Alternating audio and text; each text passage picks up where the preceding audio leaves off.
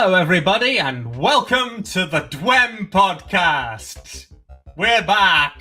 It's been ages. Sorry. What do you mean? It's been a quarter. It's been at least a quarter, so that's it. So first podcast of 2026. First podcast being recorded, anyway. So hopefully with fewer people getting grumpy about it this time, but we should be fine. Oh no, I'm pretty grumpy right now. But yeah, so I am Jed T.E. Rhodes.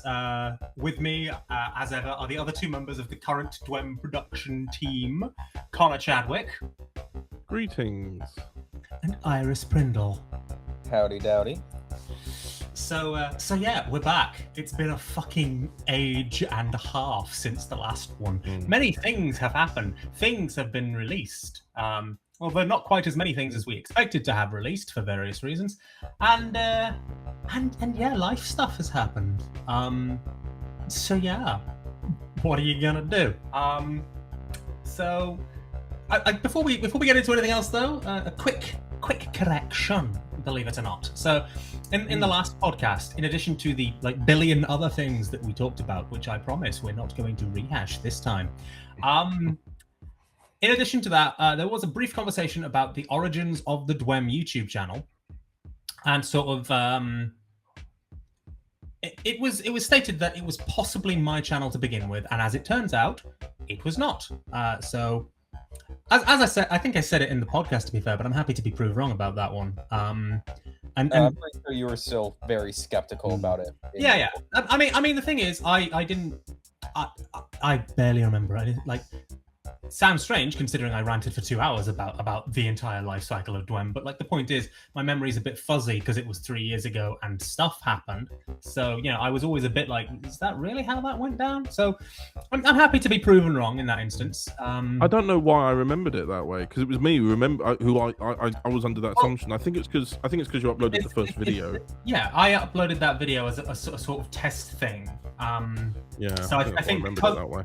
Because I uploaded that really early on in DWEM's life cycle, and because it was using the DWEM branding that I created initially, the sort of swirly logo, I think that probably would have given that impression. And to be fair, we've all had a lot of shit go on since then, so Yeah, I don't know if anyone can see the sort of expressions of, oh god, yes, we have, that both my co-podcast people gave. I don't know if we're gonna have video. We have video right now, I can see everybody's beautiful faces, but I don't know if the video is kept. I don't know if the video is kept because we are not this time using a recording setup that dear Mr. Chadwick has set up for us. No. I am using Adobe Podcast. This is not a plug because it's expensive and I don't plug things if they are expensive. But our actual sponsorship is honey. No. But yeah, so I wanted to get that correction out of the way pretty quick because it's good to be wrong about things. I wasn't wrong about a lot of the rest of it and nobody challenged me on a lot of the rest of it, so it's fine. But it's good to be wrong. It's good to be wrong about things. It's good to have your the things you've said wrong be corrected, so to speak. But yeah, this podcast is not going to be about the past. This podcast is going to be about the more recent past and the present and future. So for those of you sort of eager to sit through 2 more hours of me ranting about people who've pissed me off, that's not this podcast. That's a different podcast. I might, You couldn't stop me if I wanted to. Yeah. No. I'm sure there's some people here that can stop you. I'm pretty certain that if we tried really hard, we could get John Wick to shoot me in the face or something. But I wouldn't recommend that because John Wick's fictional, and getting a fictional character to shoot a real person would have serious consequences for fiction. I could try myself, but once again, and since moving, I don't know where my gun is. Oh, that's not good, is it? No, that's a cardinal sin for Americans. It's like not knowing where the tea is in your house if you're in England. I at least know where the other 3 in this apartment are. Okay. All right. 3 out of 4. All right. Oh, 3 out of 4 ain't bad. That's almost the Texas wedding. Which is ironic because you're not in Texas, are you? You're in one of the less shooty ones. I am in Oregon. You're in Oregon, yes. I didn't know if you'd want me to say that, so I didn't. But it's fine. I feel like I've doxed myself enough on the internet at this point that it's. I mean, America's fucking huge. I feel like you could say Oregon, and you could still spend like 5 years searching Oregon for you. So It takes about a day to get through the entire state. Yeah, that's pretty fucking big. Walking or driving? Driving. Yeah, that's pretty fucking big. But walking might be 5 years. Yeah, that's still pretty fucking big. But yeah, so I suppose to start with, we should probably chat about like why there's been a gap. You know, why it has taken us a little longer to get stuff out, and why I guess why only half of Groovy Volume 1 came out. Because that was a thing. So there's this thing called real life. It happens sometimes to like human beings. If you're sat here listening to a podcast on a Doctor Who fan audio channel, you might find it difficult to believe that real life is a thing that exists. But believe me, it does. It really does. If you want more information as to what real life entails, go into the nonfiction section of your local library. Yes, or go outside and touch this green thing that's growing out of the soil nearby. I believe they call it grass. Jesus Christ. That is the ponziest way to tell someone to touch grass that I could possibly imagine. It's fine. It's all good. So yeah, go out, touch grass, and you will learn a little bit about this horrible thing called real life that has been kicking all our collective asses. So I moved house. To be fair, I think I knew I was moving house when we recorded the first podcast, but like we were knee deep in it for like most of the first half of this year. We were hopeful, weren't we? Yeah. We were hopeful. We had we had a plan, but then I know like for you, especially for yourself, Jed, lots of things just suddenly happen. You're like, oh right, I have to do this. We all had a case of January ambitions. January New ambition. year, new me. New year, new me, new ass kicking. You know, it's fine. Yeah. So yeah, it's been a time, everybody. It really has. But on the plus side, I have a house. Iris has an apartment. Is it an apartment or a house or? Yeah, it's an apartment. I think we moved in like the same week. Yeah. It was like 2 days apart, wasn't it? I remember seeing you were moving. I went, hang on, I thought it was Jed who was moving. Like very close together, and like it happened. The move started becoming a reality in January. Yeah. So, whereas I don't think you've moved house, Connor, but you know, to be fair, I just hit a really depressive lull. It was just my ability to be creative has just been shot this year for some reason. I don't know. Like I am able to do it, but I'm just like not with the same energy I had before. So I've just been and obviously trying to do Overton audios at the same time. It's not quite. It's not very rewarding. So I was able to get that. I was able to write that Burgundy episode. Yeah. Quite swiftly, and I got that done. So that was nice. It was really enjoyable to do that because it was really swift. So it was like a quick dopamine hit. Absolutely. That was the first thing I actually scored in my new house. I still had I had my laptop up on my bed because we hadn't cleared the living room yet. So like, you know, I did that, and I fucking did Star Trek thing on Man at Desk, which was nice. And it's finally starting to pick up traction. Like it's been a lot slower. That's also another reason as to why things have had a bit of a gap, is because you're trying to prepare for the Star Trek 60th as well. No, absolutely. There's like and multiple things. That's a big one. That's a big one, to be fair, the Star Trek 60th. And to be honest, like the amount of time I've spent on Doctor Who in the last like month and a half, I'm genuinely worried about Star Trek-y stuff. So I need to get back to that at some point because but it's fine. It's fine. It's all good. I'm trying not to stress myself too much because this is a hobby, and I'm taking less. I'm spending less time on this hobby than I used to. I'm trying to spend like a regular, normal amount of time on this hobby, rather than spending half my fucking life on it and not spending time with the kids and the wife. Of course, it's part of a whole like healthier mindset, healthier like way of approaching the hobby that I'm not like miserable about it. Because at the end of the day, you're supposed to love this hobby. It's a hobby that requires. Yeah, it's meant to be a hobby that has like passion and excitement. And none of us are being paid money for it. So if you don't have passion and excitement for it, then unless you guys are being paid. Well, someone said to me the other day, I saw on one of the Discord servers I'm on, somebody said that Connor makes audios for a living, and I just jokingly said I might as well at this point, and I went, oh, yeah, actually. This is my second job. This is my second. Oh dear. And she's not. She's not. I had a big. Like I don't want to be horrible about it. I don't think that's a healthy mindset to think of it in those. No. But and at least another 4 months, so I can make it to 10 years, and then maybe retirement. I don't know.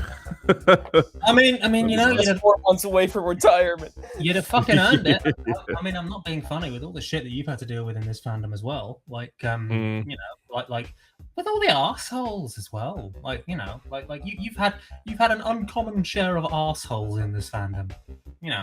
Like I've had a share of arseholes in this fandom, but you've had a fairly uncommon and prominent share of arseholes in this fandom. Yeah, people a lot of people tend to like me getting involved in their arguments. It's because you come across as like you know what you're doing and like you're reasonable. So like people presumably. I go into it with very little emotion. I just try and apply logic to it, and then everyone kind of goes, wow, that's really responsible. And I'm like, just stop dragging it out. So I also watched this masterclass on there's a guy called Chris Voss who's the #1 hostage negotiator. So maybe that helped. Like, but ever since then, I do use those tactics, and they work every time.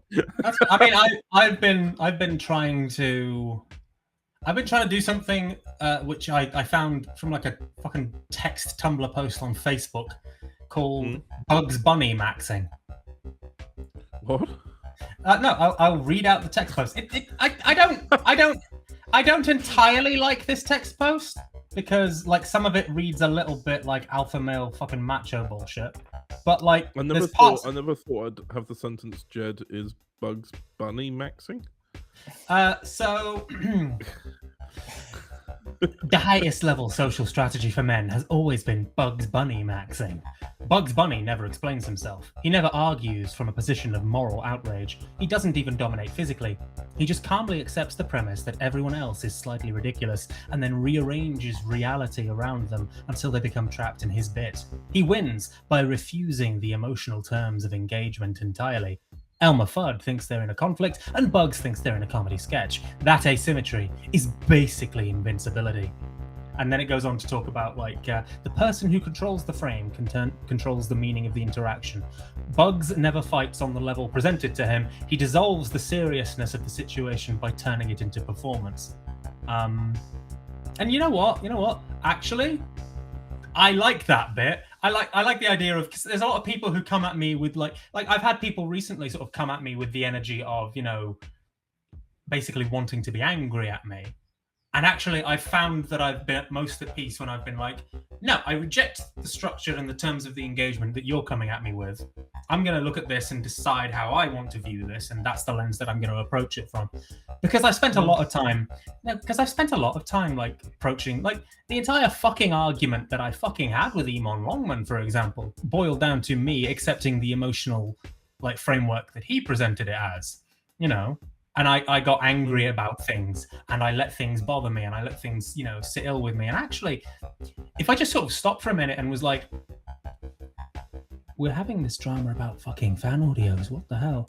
I'd have been a lot happier. So, I think taking a bit of time to actually go, I reject this reality and substitute my own Tom Baker meme.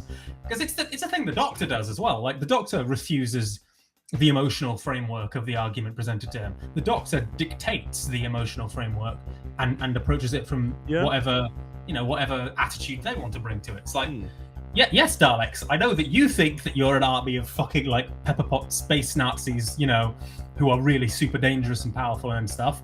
but I'm going to take the piss out of you because you look like Pepper Potts with egg whisks, and I'm better than you, and I know better than you. I'm not going to treat you seriously. I'm going to take the piss. Yeah, I mean, it is a good mentality to have, but at the same time, it's such a dramatic reading for the fucking co-star of Space Jam 2.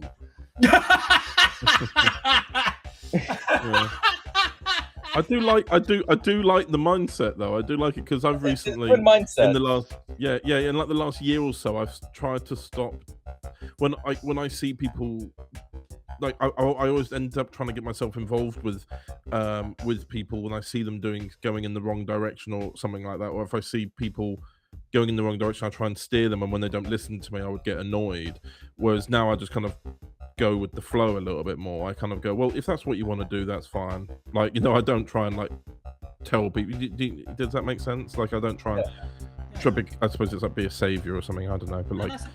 I suppose given everything as well, like that's probably good for you because you've had a lot of that kind of bullshit. So you know, it's good. Yeah. It's good to dodge that bullshit ever so slightly. It's good to dodge that bullshit. But yeah, so yeah, Bugs Bunny maxing has been a thing that I've been trying to do for like ages. So God knows. But yeah, so where did I? And that was us talking about the Gap. That was us talking about the Gap. We started talking about the Gap, and we ended up talking about. I found the versions of us that were in Space Jam, Morty. I killed them. They were begging for death. So yeah, but and that is why the Gap happened. Yeah. I killed the versions of us that were in Space Jam. I didn't know that there were versions of us in Space Jam, but to be fair, Warner Brothers and Paramount are merging, and so they own half of media now. So I mean, have you seen Space Jam 2? At least the final bit. We're probably in the background somewhere. I mean, I'm right next to the Iron fucking Giant. Right? I'm pretty sure the Iron Giant was in that film. I'm pretty certain everybody and their mother was in that film. Yeah. Which film? I know we're going off on a tangent, but which film was it? Was it Ready Player One where the Iron Giant was in it as well? Yeah. Yes. They fundamentally misunderstood the character there because the whole point is that he's a gun that doesn't want to be a gun, and then in that film they just made him a gun. Yeah, but the thing is, that's a video game player. So that's like, of course, a fucking video game player misunderstands fucking the Iron Giant. Well, it's a video game player in a video game that's been heavily capitalized off of, kind of like how they're. I think it's basically the Iron Giant as Fortnite skin. Yeah, we came to the same conclusion. It's the Iron Giant as a fucking Fortnite. Yeah, this is it though. Is that like, you know, it's the same with like there's 15 fucking Master Chiefs, and it's like, the Master Chief is that there's only one of him, and he's awesome. Not that there's fucking 20 of him. Halo Reach, are they not also Master Chief? I'm not a fan of Halo.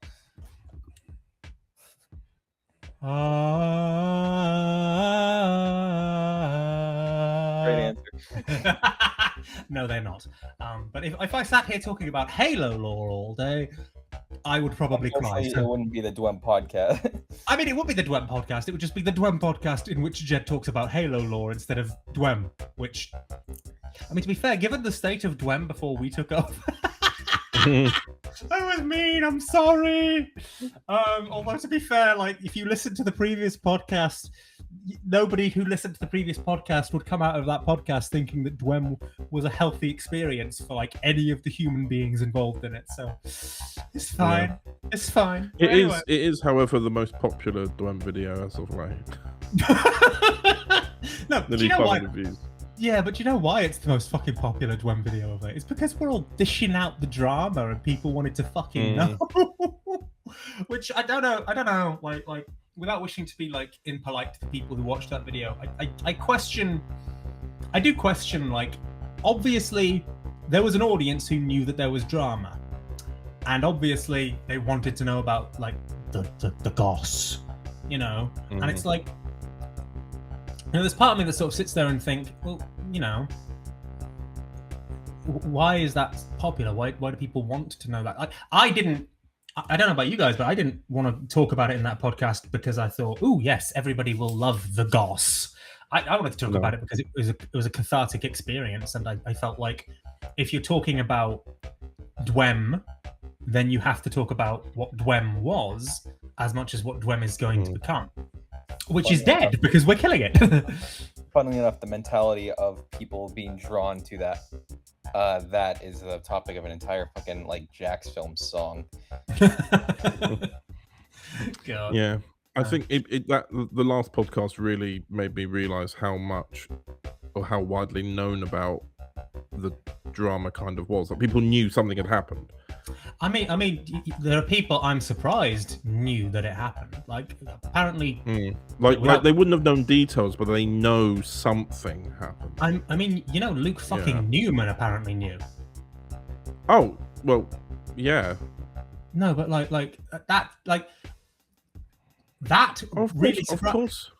No, but that really surprised me. That really surprised me when I found out that, because, like, you know, if you're listening to this, don't, because, you know, I don't care. But, you know, the point is, like, it just struck me as I always felt like the drama, such as it was in quite a small niche corner of everything, and like, yeah, and like charitably.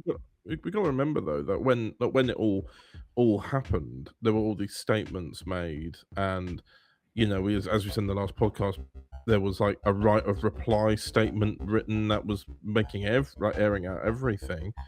It wasn't viewed with much response, but it was seen about. It's still up now to this day on that YouTube channel.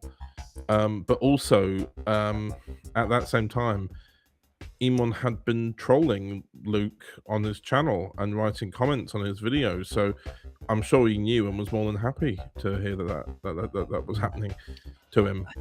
So for me, it's not so surprising because of the people I know who know Luke, but no, I get what you mean all the same. No, because like it's weird. I can't think like that so much anymore. More because of the Star Trek stuff, really, than because of the Doctor Who stuff. But like in 2023, I always kind of felt like, for better or worse, I was invisible, and anything that was happening with me in it was invisible. Like you know, for me, that whole drama felt like it was happening in such a way that like nobody outside of the people involved in it really knew. So it was very strange to find out that somebody who charitably is about as visible as you can fucking get in this fandom knew. That was weird. I found that weird. But of course, mind you, saying that, all I know is that he knew some drama went down. I don't know what particular part he knew about. So. Oh, I know. Yeah, so it's surprising. It's surprising. But yeah. Anyway, 23 minutes, and I think we're actually done talking about this.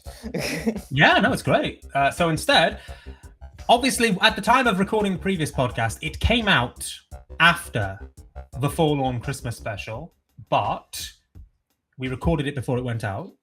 Whereas now we're recording this, you know, fucking 7 months after it came out. So I think it's about ripe time to talk about the Forlorn Christmas special in a bit more depth, because thank God I rewatched it last week because there was not much I remembered.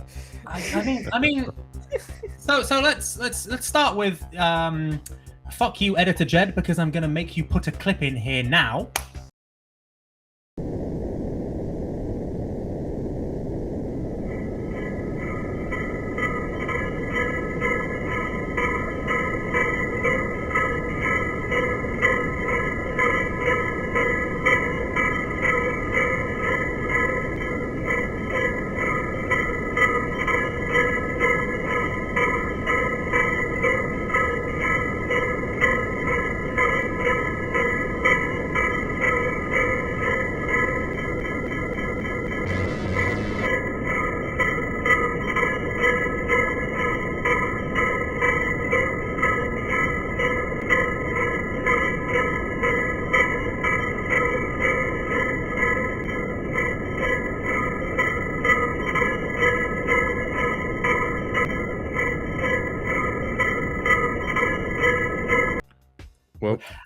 And that was a motherfucking clip.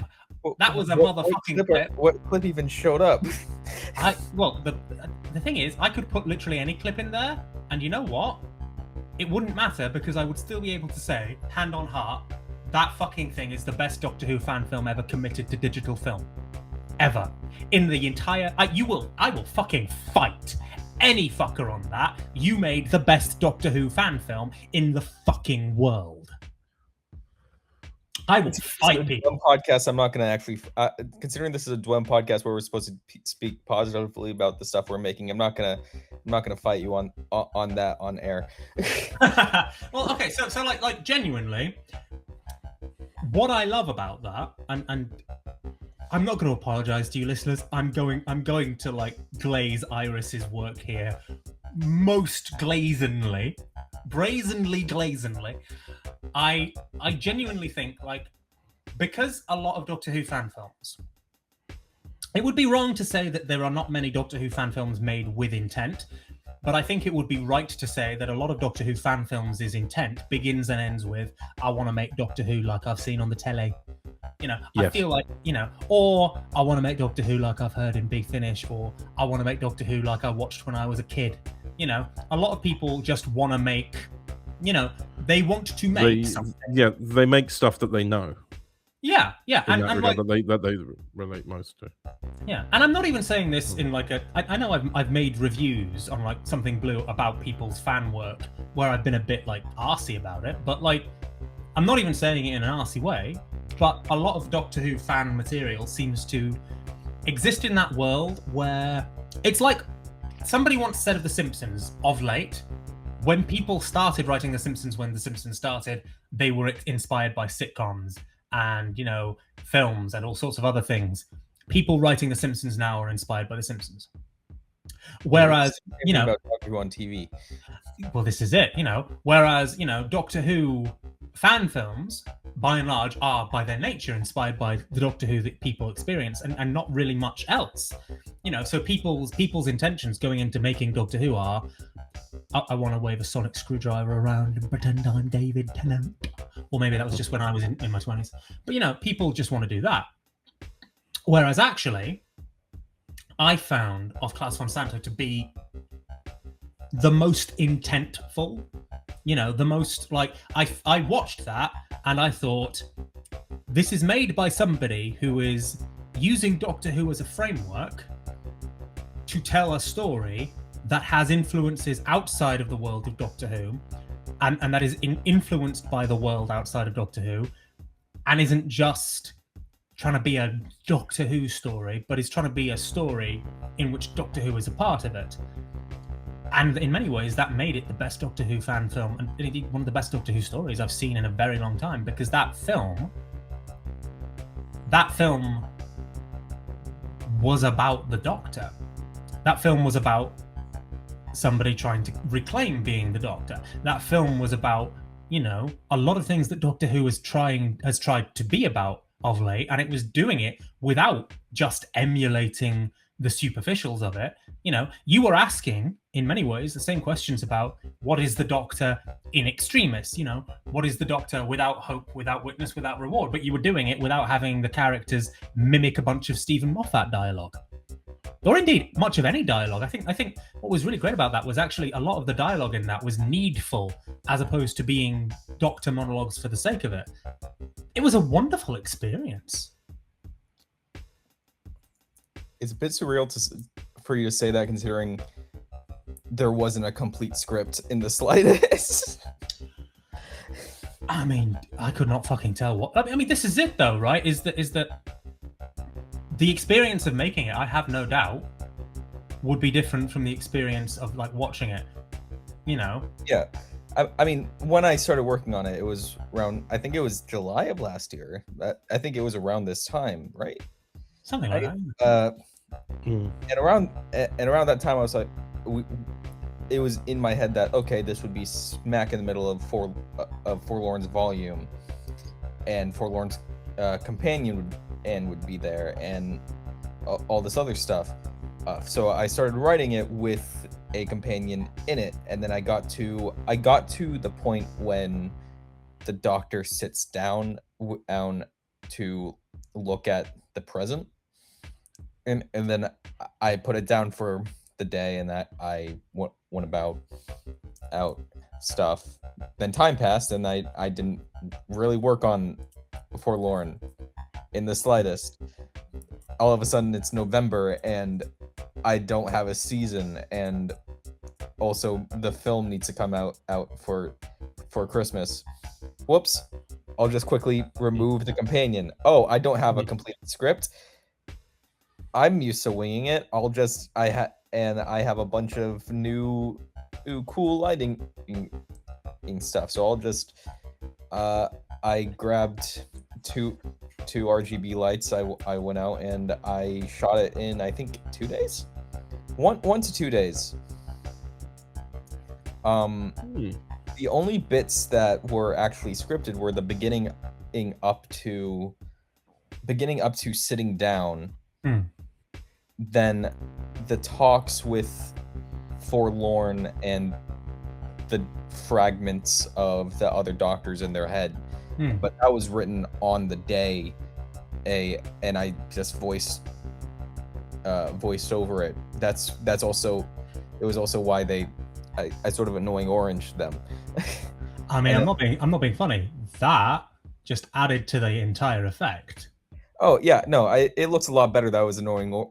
That I annoying orange it. Originally, I was just gonna put on their costumes, shine light, and talk. But I think it was either I was too lazy to put on 3 other costumes, or I couldn't find costume pieces, because I can never find costume pieces. I can never find a complete costume for the life of me. Yeah, that and then I ended up really liking how it looked. But I'll get onto like that in a bit. The only other bit that was written was the scene where Forlorn talks to the Watcher at the end, and that was also I wrote on the day at the location because I needed something to say, and I kept stuttering when I kept improvising. So I was like, okay, I need to stop, take a step back, and then I went into my notes app and just quickly, okay, what should I be talking about? Okay, let's do that. I mean, as I say, I found it to be genuinely the best fan film I've ever seen. Thank you. I mean, it's amazing to hear sort of the fact that it was so, I guess, stitched together, in the proverbial 11th hour. Considering it was a lot of Christmas last year was stitched together in the 11th hour, and I think you know that all too well, Jed. I couldn't possibly comment on what you are speaking about. But yeah, no, I genuinely, I think it was incredible, and I think it really raises the bar, I think, for what we're doing with DWEM and with this sort of like this destroyed, ruined timeline idea that we're going with, because it would be very easy to just do regular audios and then kill the universe, but actually it's weird. We're supposed to be killing DWEM, like the universe of DWEM, the universe that DWEM exists within, that one timeline is gone, dead, fucked off, to hell, whatever, and we are sitting in the ruined remains of it because of everything that happened both in universe and out of universe. And yet, weirdly, now that the universe is dead, I feel like we're creating some of the most interesting stuff that we've ever created for it. Like the stuff that's being created for it finally seems to have, with respect, Connor, it finally seems to have an identity that isn't just copying you. Yeah. Because I mean, like it felt a lot like it was trying to be Overton Audios in the beginning, which I think we discussed. Whereas now, genuinely, like with the stuff that you did, Iris, and with the way that certainly I felt inspired by it, but I don't know if you feel the same, Connor. It feels like it's grabbing at its own distinct, like broken down analog horror distorted identity. Which is really weird to sort of think about when you think that the fucking thing is meant to be how we kill the universe. You know, it's very strange, and I think without going too much into what's happening after we're all said and done, because charitably we don't know entirely, and that's kind of for the end of the podcast. It's interesting that what we've done, instead of killing DWEM forever and ever, we've created a setting that might be more interesting than just, a fan universe, if that makes sense. So, okay.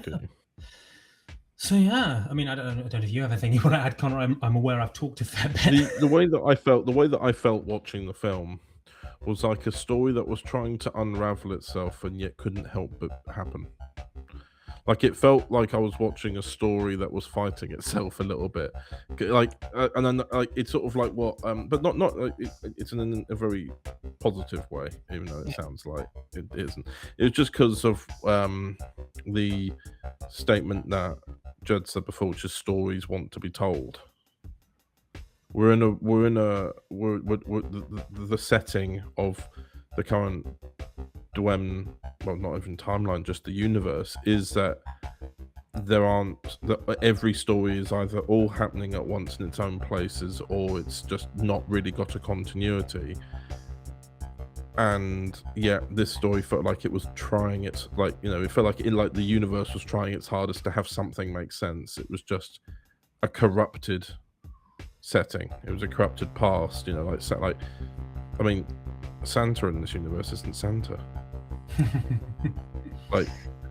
And it felt like a ghost town. It felt like there was not, like, it has structures of homes and houses and a life, but yet there's not a single other person in the audio. It's very kind of, when I say it's like is the right word, uncanny valley?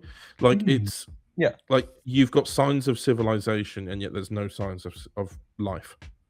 And it's like very much one other character that isn't the Doctor, the Watcher, and Santa, but they go, like, they form and die so quickly that it almost doesn't matter. They don't even have a name. It's just Trooper 1 from City of Illusion. Trooper 1. Oh no, not Trooper 1. No, come back. But that's what I like about it. You've got this sort of record of people having been there, but there's no one currently there. So it's a bit of one of those. It is kind of like in those horror films where you stumble upon an old town and there are records of people having been there, but there's no one there now, and you're left with kind of what happened, but you don't know what's happened here. And I really enjoyed on Christmas Day, the festive day, watching this film, going, "Oh, I feel really uneasy." I feel really uneasy because I kept waiting for a jump scare or something, going, "Because it's getting so quiet." It's getting so quiet. I was like, "How long is it going to be before?" I don't. I think I showed restraint and didn't do any jump scares. I think you did. Again, I think that comes part of analog horror as a medium. It doesn't tend to do jump scares very often. It's entirely based off of the atmosphere and low fidelity. It's the existentialism as well. Like the fact that in analog horror a lot of the time it's the case of the familiar twisted into the obscene or corrupted. Yeah.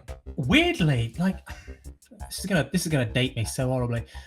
Did either of you ever have a PlayStation 2 and take a game disc out while you were playing it still, instead of turning it off and taking the game disc out, and the game kept playing for a little bit, but obviously the disc wasn't there? I was an Xbox kid, so I didn't. I had that with GTA San Andreas. See, I had that with Lord of the Rings. I had that with Lord of the Rings: The Two Towers, where I took the disc out, and the game kept playing the mission for a little bit because it didn't know that it had been taken out. And then characters would speak and the lines would repeat and repeat and repeat and repeat and repeat and repeat. And it was fucking weird. And I'm reminded of that weirdly. Like, this is a universe where the disc has been taken out. You know, it's just not running anymore, but it desperately wants to try. So yeah, it's fucking weird. But yeah, no, fucking weird. Best Doctor Who fan film ever committed to like digital celluloid. So yeah, come at me, ho bags. I will fight you on this. Iris Prindel made the best Doctor Who ever. I'll take you on all at once. So yeah, and then obviously off the back of that was I think the next thing that came out after that was it the Tales of the Valeyard episode actually before Groovy Volume 1? It was Ashes of Expanse and the Shatter. Yeah. Because those were... It was Christmas Eve. No, it was New Year's Eve and New Year's Day, respectively, and then Groovy Volume 1 came out on the same time as... Well, we also had the Venture Doctor remaining episodes come out as well. Right. Oh, no, of course, yeah, because it existed, to be honest. I mean, no. So it's interesting because obviously, like, the Venture stuff. You were just talking, Connor, about stories want to happen. It almost feels like when you watch those are stories that haven't quite realised the disc has come out yet, effectively, because they are the last of the old stuff. The disc hasn't come out yet. They still think that they're playing normally, and then at the very end of the second of the two, suddenly the disc is out. Everything's falling apart. Well, it's like with the stories we had left. We only had those two left, and I saw that in that second episode, it's Venture Light. There's no Doctor in it, and I thought. That's actually quite a good opportunity there to have the Doctor leave for the story, have the companions have their kind of moment, and then that's when you kind of dial back and realise that whilst the Doctor was away, the division explosion or the shatter hit him and sent everything into turmoil. The Doctor leaves for 5 minutes, and look what happened. I mean, it's interesting because obviously we haven't talked too much about like other Doctors besides, I guess, our own during all of this. But what I find kind of interesting is that in weirdly, I think it would be really interesting to do like a fair bit with Venture in this setting because it is something we've been talking about. Yeah, I think within this setting, I think. Because I mean no disrespect to Connor Sumner, who is, a good creator, got a lot of hats on. But I feel like Venture never quite found his footing previously, in part because of the slightly bitty release schedule, and in part because, without wanting to get too much into the past again, Venture was kind of brought into service to fill a function rather than being brought into service to fulfill a story need. Yeah, this is something that me and Connor Jason have been talking about because he's come up with a variant of the Venture Doctor called the Misadventure Doctor. And it's essentially the Venture Doctor as he was meant to have been before he was brought in to, like you say, fill a gap, a void, or whatever, because he wasn't meant to be in that particular place in the timeline. He was meant to be at a completely different place, and Conjure Sumner had said that he wanted to explore that. So I have been talking to him about a way to explore that, which we're going to probably be doing with Burgundy at some point. I mean, it's really interesting to me that is sort of like the last petering out of the old universe, because obviously Ashes of Expanse was charitably, I think Ashes of Expanse was just a really funny way of sort of like doing a story that hangs a lantern on the fact that the DWEM universe is dying. It's a fun story. It came out at the wrong time, I think. You think so? When we wrote it initially, I was under the full intention I was under the full belief that DWEM was dying really fucking soon, and we were both under the intention that DWEM was dying really fucking soon, and that this was going to be one of the last things released. Yeah. East, but it came out after Klaus von Santo and after we sort of all decided to not kill it. Yeah, to the point where it feels like it's commenting on things that we've either already commented on or the perspective is different. Which is interesting because that does kind of reflect how much everything's changed. Isn't that's so strange? Because like, but I was the way I sort of saw it was I thought it fit quite well personally. No, because I saw it as a strange progression. Really, we had, I think since May 2025 when we did the Tales of the Valeyard, we interrupt this broadcast. It was like a slow build and a slow tease, and you still had Tales coming out, you had Constellation Doctor still coming out and finishing those last two stories. So you kind of felt like everything was still sort of carrying on as normal, but there's something in the background. And then after Tales, when the explosion happened and you had the Valeyard, the Groovy Valeyard, sat there going, well, there you go, I did it. And you were left with what are the consequences of doing that? The answer was the episode 0 of Forlorn. And then you kind of, the way I see it is, I see the explosion and its radius as spreading. And at that point, I sort of saw it as the explosion is still happening across multiple stories at multiple times, which is why it allows you for Constellation to happen. With the Defiant Doctor, of course, he was in the center of it, so you got to kind of see his perspective from a more traditional fan Doctor, seeing his perspective on this. You know, obviously we continue with more Forlorn, but then I think with Ashes of Expanse, it was a good example of seeing what that left in its wake, what those actions left in its wake. And then, you know, then you have Venture, it hits Venture, and then from then on you have Groovy born in the chaos. I think it's all been sequential. At least that's how I've viewed it. It seems like we've slowly built up as things get worse and more chaotic. Which is interesting because it's like, in a way, the production of Klaus von Santo then, because it wasn't necessarily intended to play out this way, but it sure as hell fits when you go back and watch it. You know, and then of course you've got like Tales of the Valeyard, Volume 3, Episode 1, The Shatter, which sort of happened right before the Venture volume. But that I think is kind of the Valeyard commenting on, yeah, no, this is roughly speaking the status quo. Roughly speaking, the status quo. You know, shit's dead. I'm killing it. It's fucked. You know, killing the poor old Connor Chadwick narrator. Stone dead. I'm sorry. But, I think we did that twice, didn't we? No. So you as Quinston, who is totally a separate actor. I do apologize. Yeah.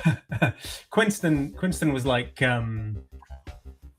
Quinston was like, no, I don't need a narrator. Fuck off. The narrator fucked off, but the narrator never died. The narrator just fucked off. He just got to stand in a corner and stare at the floor. Basically. Yeah. And then the narrator pissed off the Groovy Valeyard enough that the Groovy Valeyard motherfucking killed him. Which is so mean. I'm so sorry. But yeah, it's fine though. Like no, I think it's interesting though, because then, as you say, we go from that to Groovy on DWEM. Shit, I'm back, motherfuckers. You thought I was gone, but I'm back. Guess who's back? Back again. Yeah. As if they couldn't tell from we interrupt this broadcast. I mean, as if they couldn't tell from like my face being everywhere again. Sorry, you're gonna see this ugly mug as much as I fucking want it to. But no, but yeah, so Groovy Volume 1, Part 1, which I'll be honest, it wasn't intended to be a Part 1 and Part 2. It was just intended to be like a volume. And sort of plans changed because of the moving house thing. So I was like really fucking thrown by it. You did get really close though.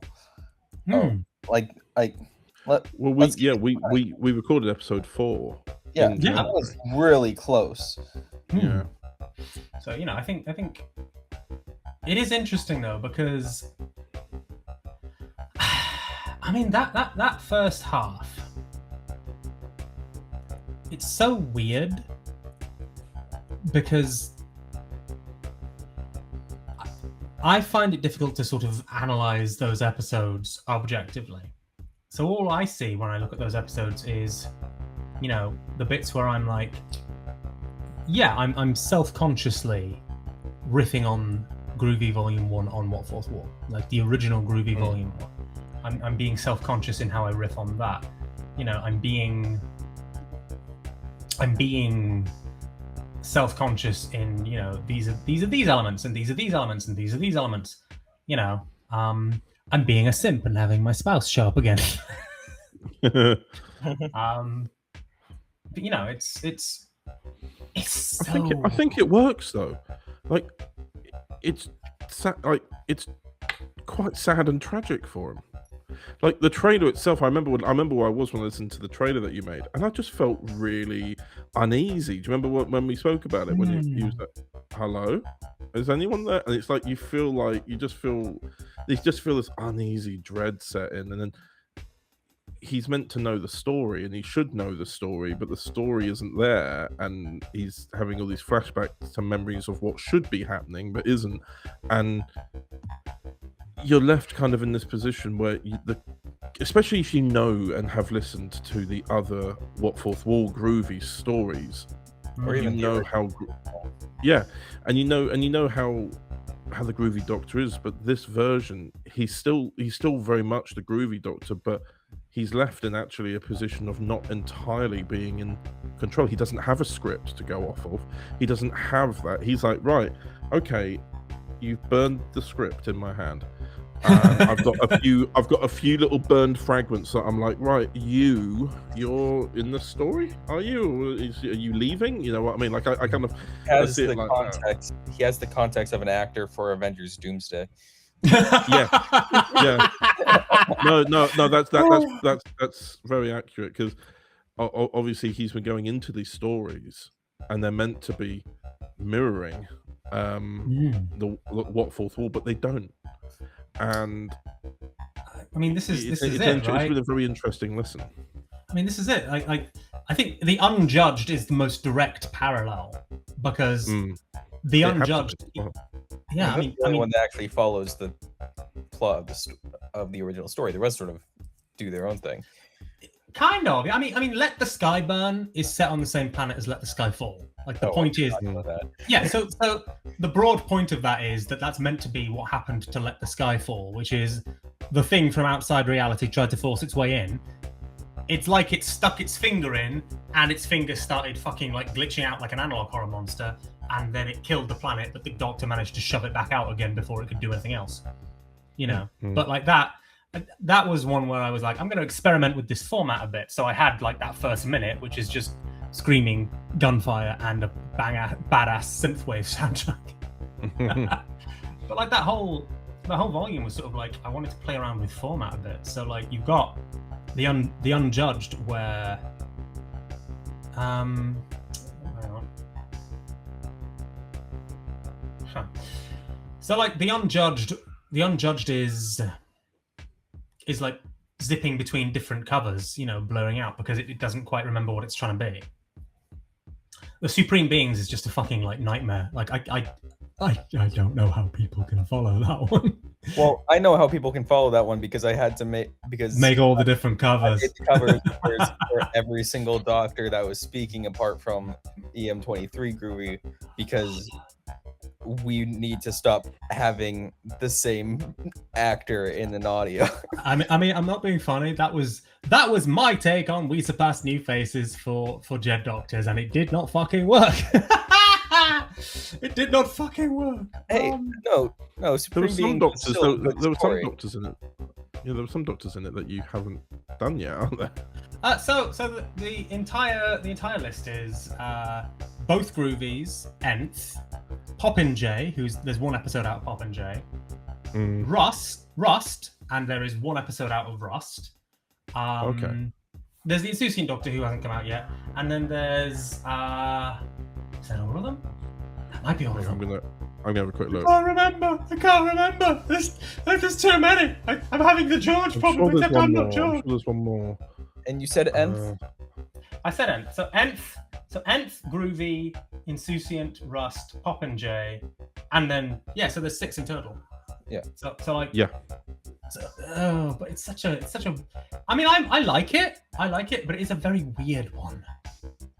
You at least had the foresight to have like a good chunk of these doctors, aka the doctors that didn't have that many appearances, just be there for cameo fodder and then leave. Yeah, I've gotten a couple more lines, but I mean, the thing is, like, ironically, Popinjay is one of the ones with the more distinctive voices, darling. You know, so he probably could have stuck around and been fine. So, like, Popinjay is very much like me doing a really terrible Astarian impression. Whereas, you know, we had 2 Groovies there, and it was incredibly difficult to like differentiate the 2 Groovies properly. Except of course that EM. I could because of the way that I think it's just the context of how the characters are written. Yeah. I think DWEM Groovy talks a bit slower because he's a little bit more confused, a bit unsure of himself from where he stands. Basically, if he's asking a question as to what's going on, it's EM23 Groovy. Yeah. And then obviously you've got I mean, there's also like other things going on with that version of Groovy, but we're not getting into those because that is what we determine as spoiler territory, motherfuckers.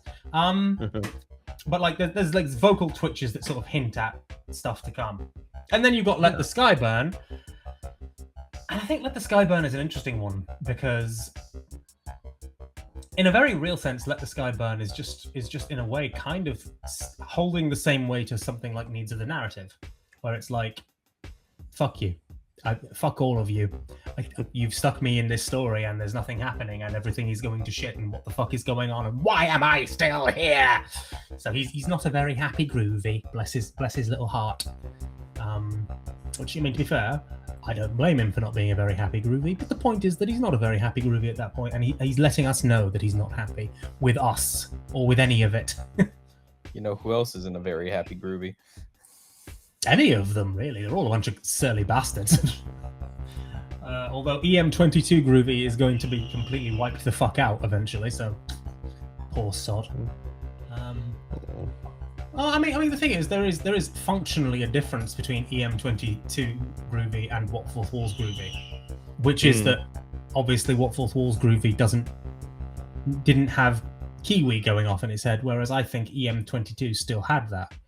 You know, like the point of divergence is some point in Groovy's lifespan. I think the point where the split properly formally happens, because as well, like, I mean, I'm pretty sure I can come up as to when that point of divergence would have been. Oh, the 60th. Oh God. On gate the What Fourth Wall 60th. No, that makes sense. I mean, that is sort of, because that's interesting, because that is definitely not the Groovy 60th that was going to happen on DWEM back in the day. It's much more expansive than that one was ever going to be. Yeah. And it's, I think much more affirming. That 60th completely changed Groovy. You think so? I've told you that I've told you before that I found the 60th to be a turning point into Groovy in general, both characterization and just the series. But that's, I mean, that is the point where I guess that Groovy, how best to phrase it? That Groovy reached the point of, the only way to sort of really sensibly phrase it is that Groovy reached the point of like a kind of self-acceptance, but also a kind of like, no, actually, fuck all of you. I'm going to do what I want to do. This is my story, which you know is the kind of like self-affirmation bullshit that like it kind of needed to happen on What Fourth Wall from an out-of-universe perspective, but also like needed to happen for that character in an in-universe perspective. So yeah, I think that's and to be fair as well, like a lot of the stuff happening pre that in like volumes like 2 and 3, that's still hangovers from when the character was on DWEM. So yeah, that absolutely is the turning point. Also, for all you listeners, if you are hearing screaming, that's not anything to be scared of. That is just EM23 leaking into the real world. Yeah. Yeah, I need to seal that shit up because like it's like the cover up for the Overton Audio podcast where we're sat next to a black hole. It's where we're it's like that for us. We're just getting the aftershocks of everything else coming through the ether. Fucking hell, EM23. What the shit? We're just sat on an asteroid. We're sat on an asteroid, just looking up, going, "Oh, there goes another one." Oh, so we're all the Kiwi Doctor. yeah. Oh god, that's terrifying. Never let me say that again. Yeah. So let this. In a way, we're all the Kiwi Doctor. Excuse me, I'm gonna go throw up. No, sorry, that was me. Hashtag reality war reference. Oh God, help us. In a way, we're all your children. Oh no. Insert 30 seconds of staring in silence at one another. That reference has killed me. Oh shit! You know that's something that we forgot to talk about. Reference on DWEM. Incidentally, there's something we forgot to talk about in the like stuff that's happened in the gap. There's no more fucking Doctor Who, everybody. It's dead. We're in Wilderness 2.0, motherfucker. And people thought it would be Chibnall that killed it. Oh God. I mean, you know, the way I view it, and like I've had arguments with people about this, disagreements. Chibnall killed it. Russell T Davies dragged the corpse to Disney for a couple of seasons, but Chibnall's the one who started the process. It was already stop! It's already dead. So I mean, it's not dead though, is it? Like it's either getting put out to tender or we're gonna fucking make Doctor Who because we're the fucking fandom and that's what we do. There is something I think very scary, but also something very special about the fact that they own that fan content. Well, fan content's always kept the show alive anyway. In the Wilderness years, you look at people like Chris Hoyle making Doctor Who in 1994. That was a year before I was born, and there was Doctor Who fan content. You know, you've got. I mean, you've reviewed quite a few, Jed, on Something Blue. That like there will always be fan content. I think the thing is now, what difference between the last Wilderness years and this one is that the amount of connectivity we all have as a result of the internet and social media means you can't get away from us now. You can't ignore us anymore. Though it is still a bit surreal to think that we are now Wilderness Years Doctors. It's scary, right? By technicality. By technicality, the Groovy Doctor was the first Doctor to have a story come out in Wilderness 2.0. Because to our knowledge, we don't exactly know if that's completely accurate. I mean, you know, to our knowledge, in our little circle at least, Groovy released an episode the Saturday after the announcement. You know what we should have done? What? We could have made like a little like 10 to 15 second short film of the Groovy Valeyard looking at his phone going, oh. It's just like, did I do that? I meant to kill DWEM, not actual Doctor Who. Yeah. I think I pulled the lever too hard. I pulled the lever too hard. Guys, I think I was a bit too rough that time. You know, it's happened. We forgot our safe words. Yeah. It's like that idea I had for doing like a special little like video for how DWEM and What Fourth Wall split. It should have just been the Groovy Doctor coming in, looking at the script, crossing out his name, and then just disappearing. But then the What Fourth Wall version of the video would have been him crossing out his name and going, "There we go," because he wouldn't have gone anywhere. He wouldn't have gone anywhere on the What Fourth Wall one. The DWEM one, he just goes. That would have been beautiful. Yeah, we could still do that at some point. We could do that. We could do that one day. We could absolutely do that. Yeah. But yeah, so anyway, so, Doctor's dead. Doctor Who is dead. Although Doctor Who's not dead because the Boundless Doctor is the 2,010th Doctor Who, and he's still kicking about in fucking Let the Sky Burn, which is, you know, I think, you know, obviously we talked about it with Sage, my partner, and like, it's very much a thing that the Boundless Doctor is that kind of Gandalf Tom Bombadil, like the old wise, you know, mystical figure vibe. So it kind of makes sense that a character who, especially since that's kind of the role that he fulfilled as a character in DWEM's 60th, of, you know, he showed up, he kind of just knew how it was all going to play out anyway. You know, he couldn't tread too heavily because he'd break something, but he was there and he took part in it, and he helped stop everything from going to shit. You know, and I think it's kind of fitting that he's still popping up in these stories, still doing that.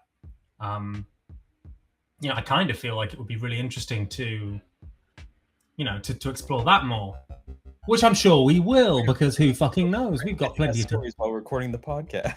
I'm pitching stories while we're recording the podcast because that's how I roll, y'all. But I mean, of course, speaking of like stories and other doctors, we then had the Burgundy Doctor special, which I'm not being funny. You know, I think Timeline Ewan commented that it was really nice to sort of hear the original Burgundy Doctor theme again. I was happy because I really liked that theme. I was proud of that theme. So I think it's nice to have that show up. And it was something that me and Aidan talked about, because he's made like a new title sequence for the new versions he's going into, and I said the DWEM version has always been this. It doesn't feel right to go to the new version. We should stick with what we know in that regard. It was something that Aidan was really excited about doing, because he's quite lucky in his sense that his Doctor's in another universe. So he's already explained to me how it works with continuity for Burgundy. He doesn't need to be necessarily written out. He kind of is already out. Like he's already out. He just doesn't know like his before past. This started. He knew it was coming. This is the thing. We're going to have it the way that me and Aidan are going to plan this is we're going to do. I think this is the first of 3 specials, and we're going to have it be that it explains how he gets to a position where his life is still his continuity is still fine, but his memories and what he remembers is constantly in a state of I can't really remember what happened anymore, that sort of thing. Because this is one thing that Aidan wanted to do, which is to say that he wanted it to be open-ended as to what his past was, and with everything that's happened with DWEM, it can be. Absolutely. So that's why he doesn't. It's why he doesn't quite recognise the Valeyard when he sees him. He sort of kind of goes, "Oh, I've seen your face somewhere before," but he's very much going to be the outsider looking in. Defiant's just kind of on his lonesome on a planet at the moment, but we're planning to have Burgundy, and this is something else as well, which I thought was quite interesting, which is we're going to have in the second special Burgundy goes to Gallifrey. Spoiler alert. Yeah, I don't mind. But like, we're not spoiler phobes.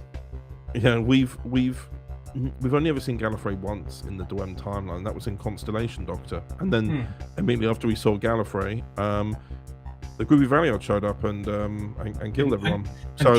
Killed Judge Mackerel. Yes, the lover of fish. Yeah. R.I.P. Judge Mackerel. Yeah.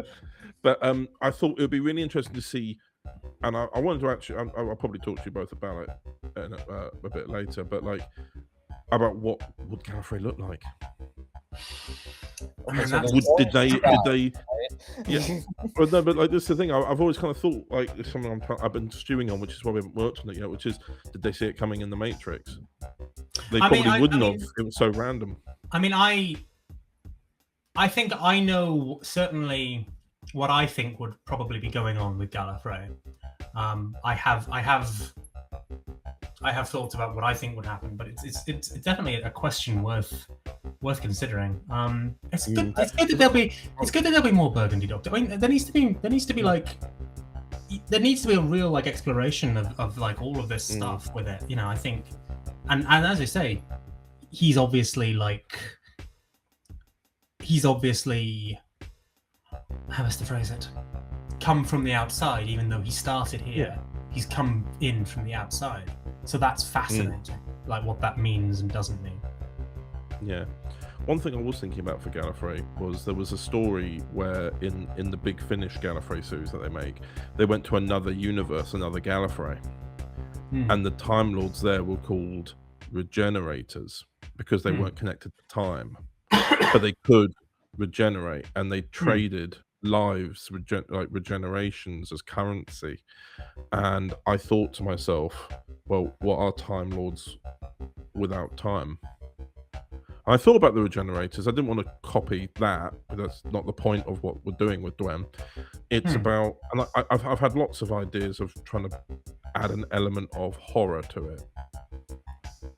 Like, I mean, it kind of has to. It kind of has to be horrifying, given everything. well, I thought, what would happen to humans if they lost what makes them live? Do you know what I mean? Like, Time Lords have got a connection to time, so what do they become without it? Well, this is And it. this is what I was kind of sort of sitting on, trying to think, what do they become, and what is performative, or what is a performative answer, and what's the like obvious answers, what's the not so obvious one, and where's the middle ground for that? But we're going to have Burgundy also interact with, as I think I mentioned it earlier, with the Venture Doctor, but as the Misadventure Doctor. And so they get to team up, not for the whole thing, it'll be more of a cameo based thing. But we're going to have Burgundy essentially set if you look at the chessboard of where we're headed, which is eventually to explain what's going on with the Doctors who were left behind in the original timeline. We're setting all those chess pieces in place with the Doctors who you know from before the Valeyard did what he did, and we'll be answering how that comes about. And this is what that is doing, really. So that is interesting, because that sort of brings us into conversations about future stuff. And that brings us into Groovy Volume 1 Part 2. Cue the trailer.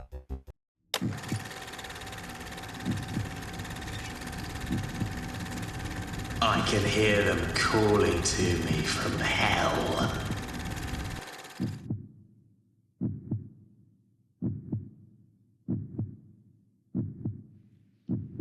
Coming soon from DWEM. I've got a message for all you folks down there in Radio Land. Now's the time for action. Our universe is rotten to the core. I'm talking to all the fine, upstanding folks got their timelines and storylines cut. Got the whole arcs pulled out from under them. Yeah, you! You know what to do. Now's the time. Do it.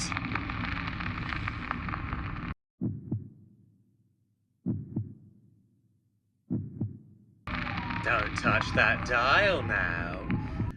We're just getting started.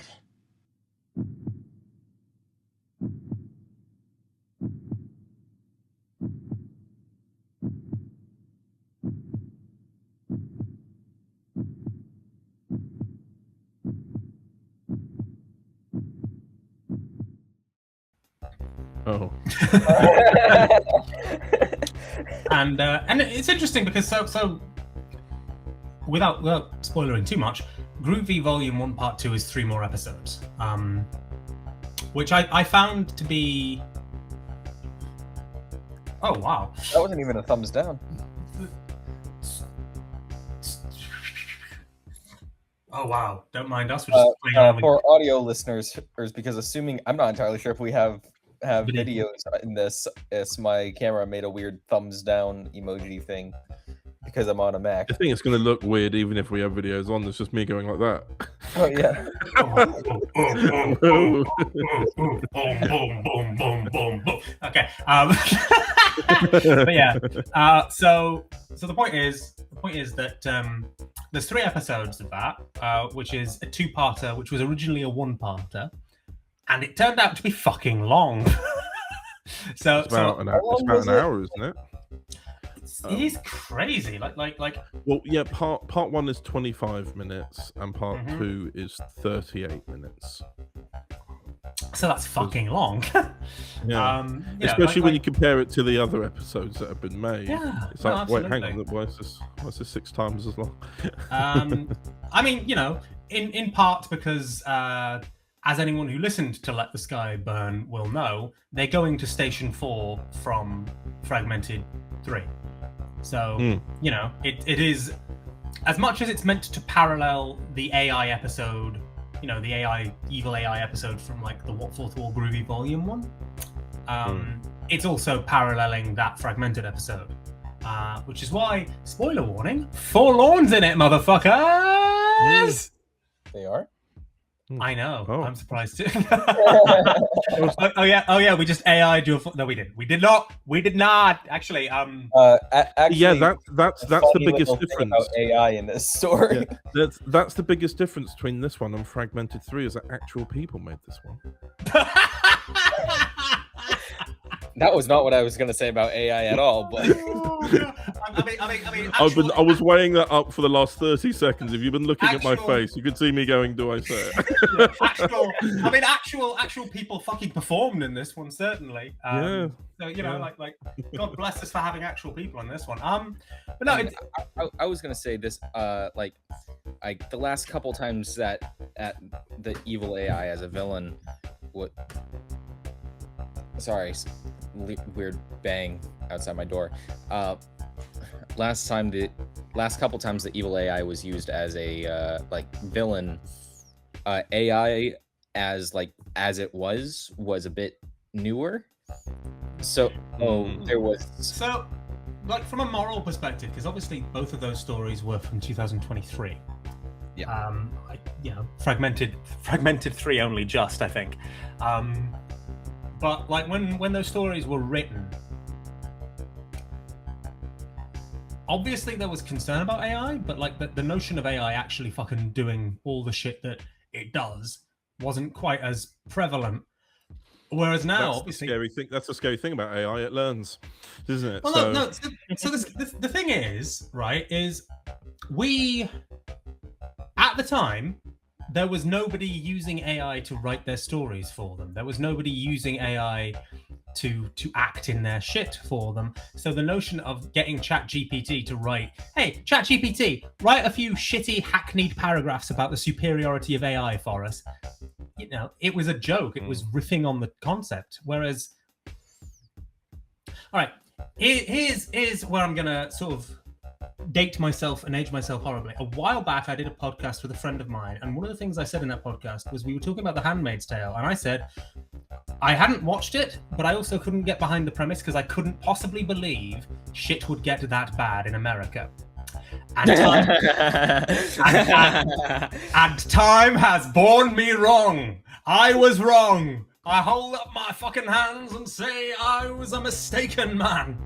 But no. So by that same principle, having AI write a few segments of a fucking script to riff on the fact that AI can't write for shit, I never dreamed that people would actually use AI to write their scripts, that people would actually use AI to write their stories, that people would use fucking AI to do what we do.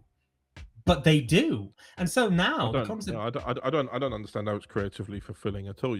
How are you supposed to feel anything afterwards?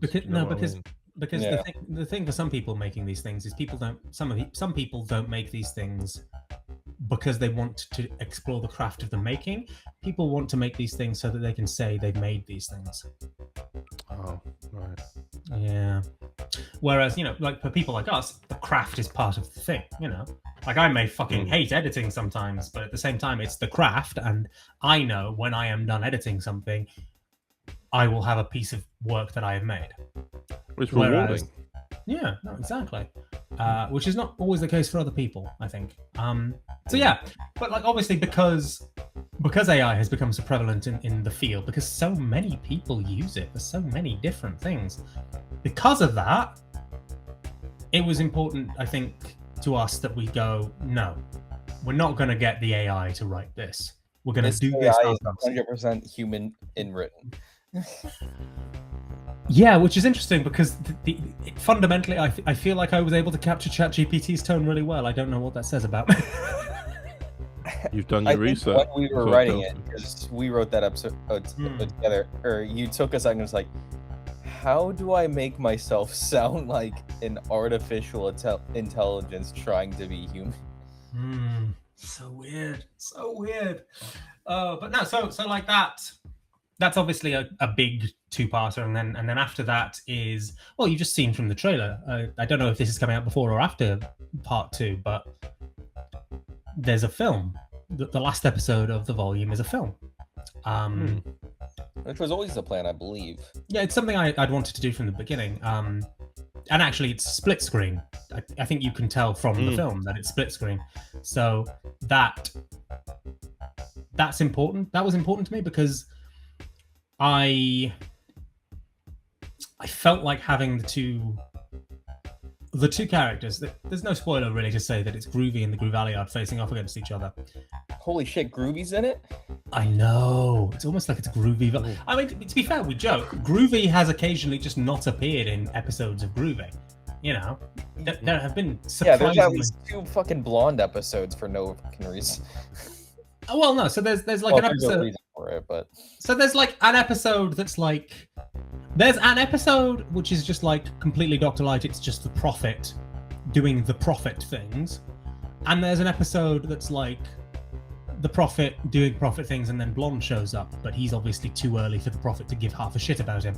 So, there's also the episode where Groovy's just dead on the floor. unconscious, tied up in Anders's TARDIS. Thank you very fucking much. Right. Semantics. Yes, yeah, dead and unconscious are 2 different things, Iris. Tomato. But yeah, so you know, it's interesting to sort of like play around though with like those 2 characters meeting in person and like all what that means. So yeah. Unfortunately, they I found it very compelling watching it. I've watched it. I can tell you how many times I've watched it. Oh, 20. Jesus fucking Christ. I really like it. I really like It's it. a great I watch film. it. It is a great film. I notice different things when I watch it. I look at different. Well, I know they're both Jed, but like I look at the Groovy Doctor, and there's something you're doing there and you've timed it because you're having to time it yourself with what's being said. And I'm like, oh, that's cool. There was a little sort of eye twitch from the Groovy Doctor when the Valeyard said something, and it was done in the split screen itself rather than, you know, shot to shot where you have that ability to show that off. And I thought it's really good timing here. It's actually like you could. Yeah, no, the timing is really fucking impressive. I'm not sure how you did it. I did that because I know my own cadence when I'm speaking. Like if I was doing that and I was trying to split screen with somebody who speaks completely differently than I can, it would be a lot harder. But I know my own cadence when I'm delivering lines. I know how I deliver Out of lines. curiosity, which one did you record first? God, I can't actually remember. So I think it was. So I recorded it massively out of sequence. So obviously, I recorded the entire bit where Valeyard is like approaching the bench, the bit from the trailer, because I had to time that perfectly, like and line that up perfectly. And then I recorded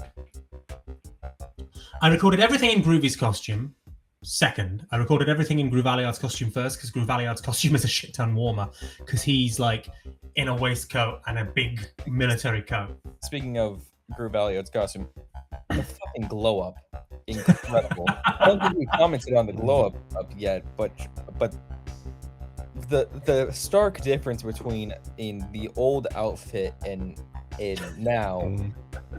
I mean, like, okay, I'm not gonna say I didn't like the original Valeyard outfit. It was fine. But holy shit, this one's so much better. So fun fact, the original Valeyard costume, which is the red leather coat with the white shirt, waistcoat, etc., that was the first conceptual Groovy costume. Really? So Groovy, remember, Groovy existed. Because it's fucking red. Yeah, no, so So remember, Groovy existed first and foremost. I was just gonna replace the little red turd. That's the point. That was the point. I was saying to George, well, fine. If Blonde is not going to have a successor, I'll just do it. And like a lot of the very early concepts for Groovy came down to riffing a little bit on what was supposed, quote unquote, to happen. And there's still a little of that, actually. Like if you watch how Groovy's stories sort of evolve, there is still a bit of that going on. There is still a bit of that riffing going on. It's in some of the core layers of his DNA. Like he still has, like his first coat is a red plaid coat. It's still red.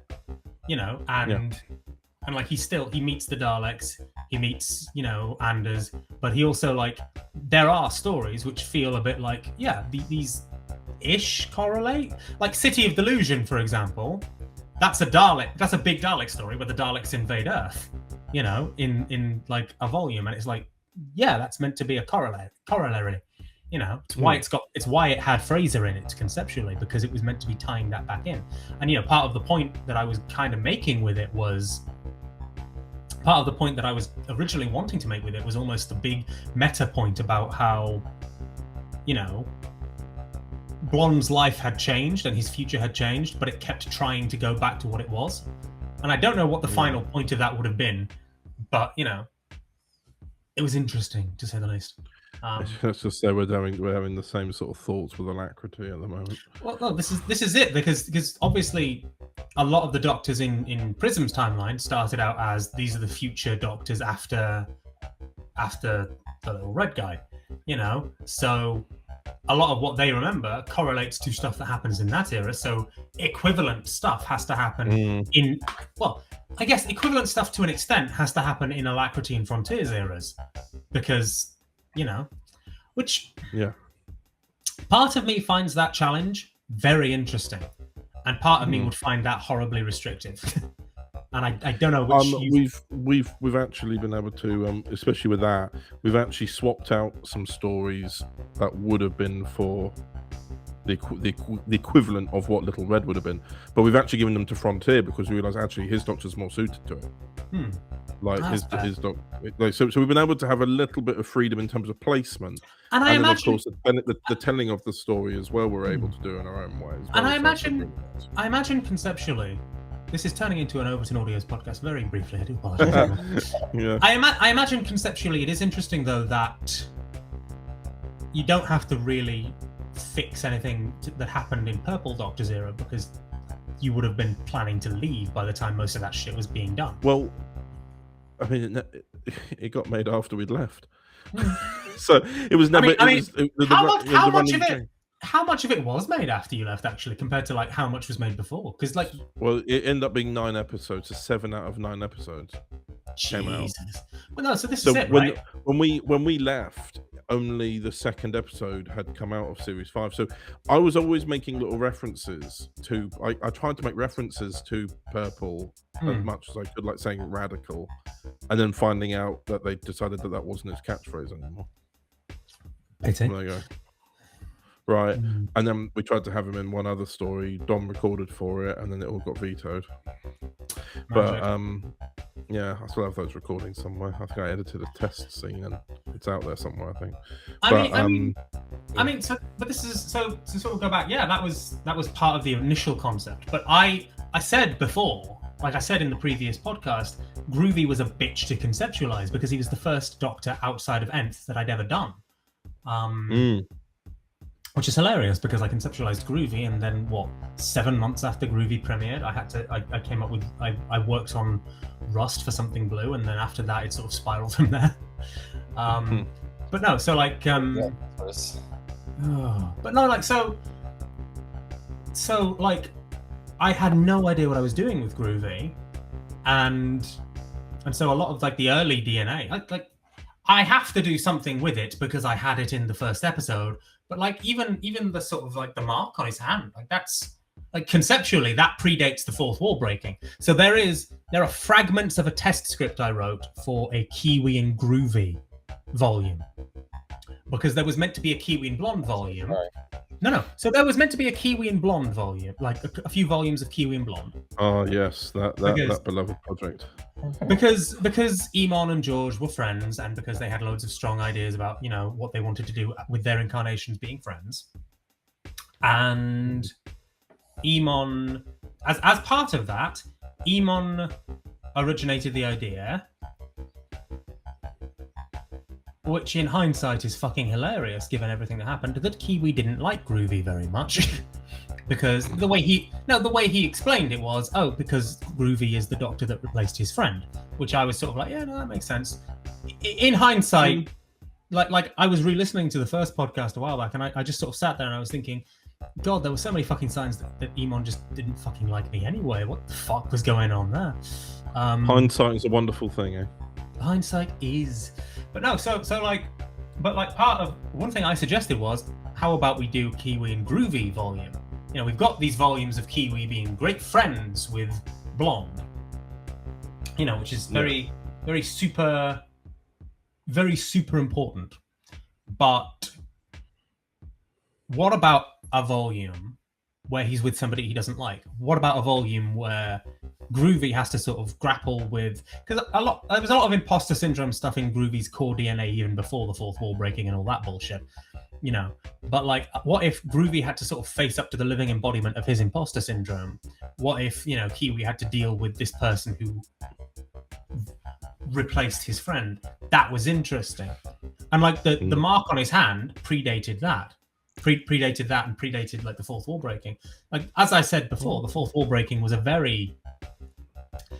basically it was a thing that I added because I was pissed off at Groovy. I was pissed off that Groovy was being such a bitch to write, because it was like, I don't fucking know who you are, dude. So I wrote the fourth wall breaking because it was giving him something to do, and then off the back of that, suddenly it all came together. So it's always just that one thing, isn't it? Sometimes you're just missing this one thing, and it just helps bring everything together. But it's weird. It's weird because like, since Groovy, none of the others have been that difficult. Like Popinjay was really easy because it was just like, he's vain and he's really sure of himself. Those are really straightforward character traits that make him really easy. Insouciant is the same. Not going to get into that, but like, Insouciant is the same. He has a really strong core element. He's the same. Rust is the exact same. Like, there's a really strong core element that makes him who he is. Ironically, the only other one that doesn't have a really strong core element is Nth, but Nth didn't need that because Nth is me as the Doctor. Nth is my Doctor Who in a way that none of the others are. So yeah. But I think you've just answered there. Well, I think you've just answered there why it was so difficult to write another Doctor, because you had to write someone for you that wasn't you. Oh, this is it, because you had to write someone different, and you've always based it on what you know, and then you had to write something that you didn't know.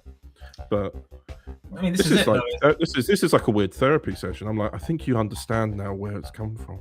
Well, to be fair, it's not a DWEM podcast apparently without it being a therapy session. I mean, this is it. I think we found the title for it. We found the title for the podcast. Therapy, group therapy. So yeah, like, I won't spoil too much about Volume 1, Part 2. Beyond that, but there's a couple of points that I want to quickly make. One, of course, is there is a subtle difference between EM23 Groovy's costume and the regular Groovy's costume, which is, of course, Groovy's wearing a shirt.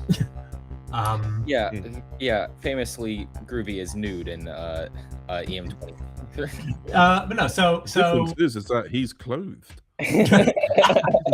No, I'm actually secretly a nudist. Yeah, I know. We've seen Popinjay's first film. No, Popinjay is a nudist. I don't think Popinjay gives a shit. Which, to be fair, I think The House of No Belonging is one of my favorite films that I've ever made. Oh, it's one of my favorite too.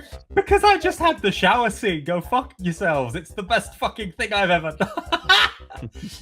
You can safely say there are no other fucking Doctor Who fan films out there beyond maybe Doctor Screw where the Doctor is having a fucking full-on in the nude shower scene. Is that a challenge? Maybe.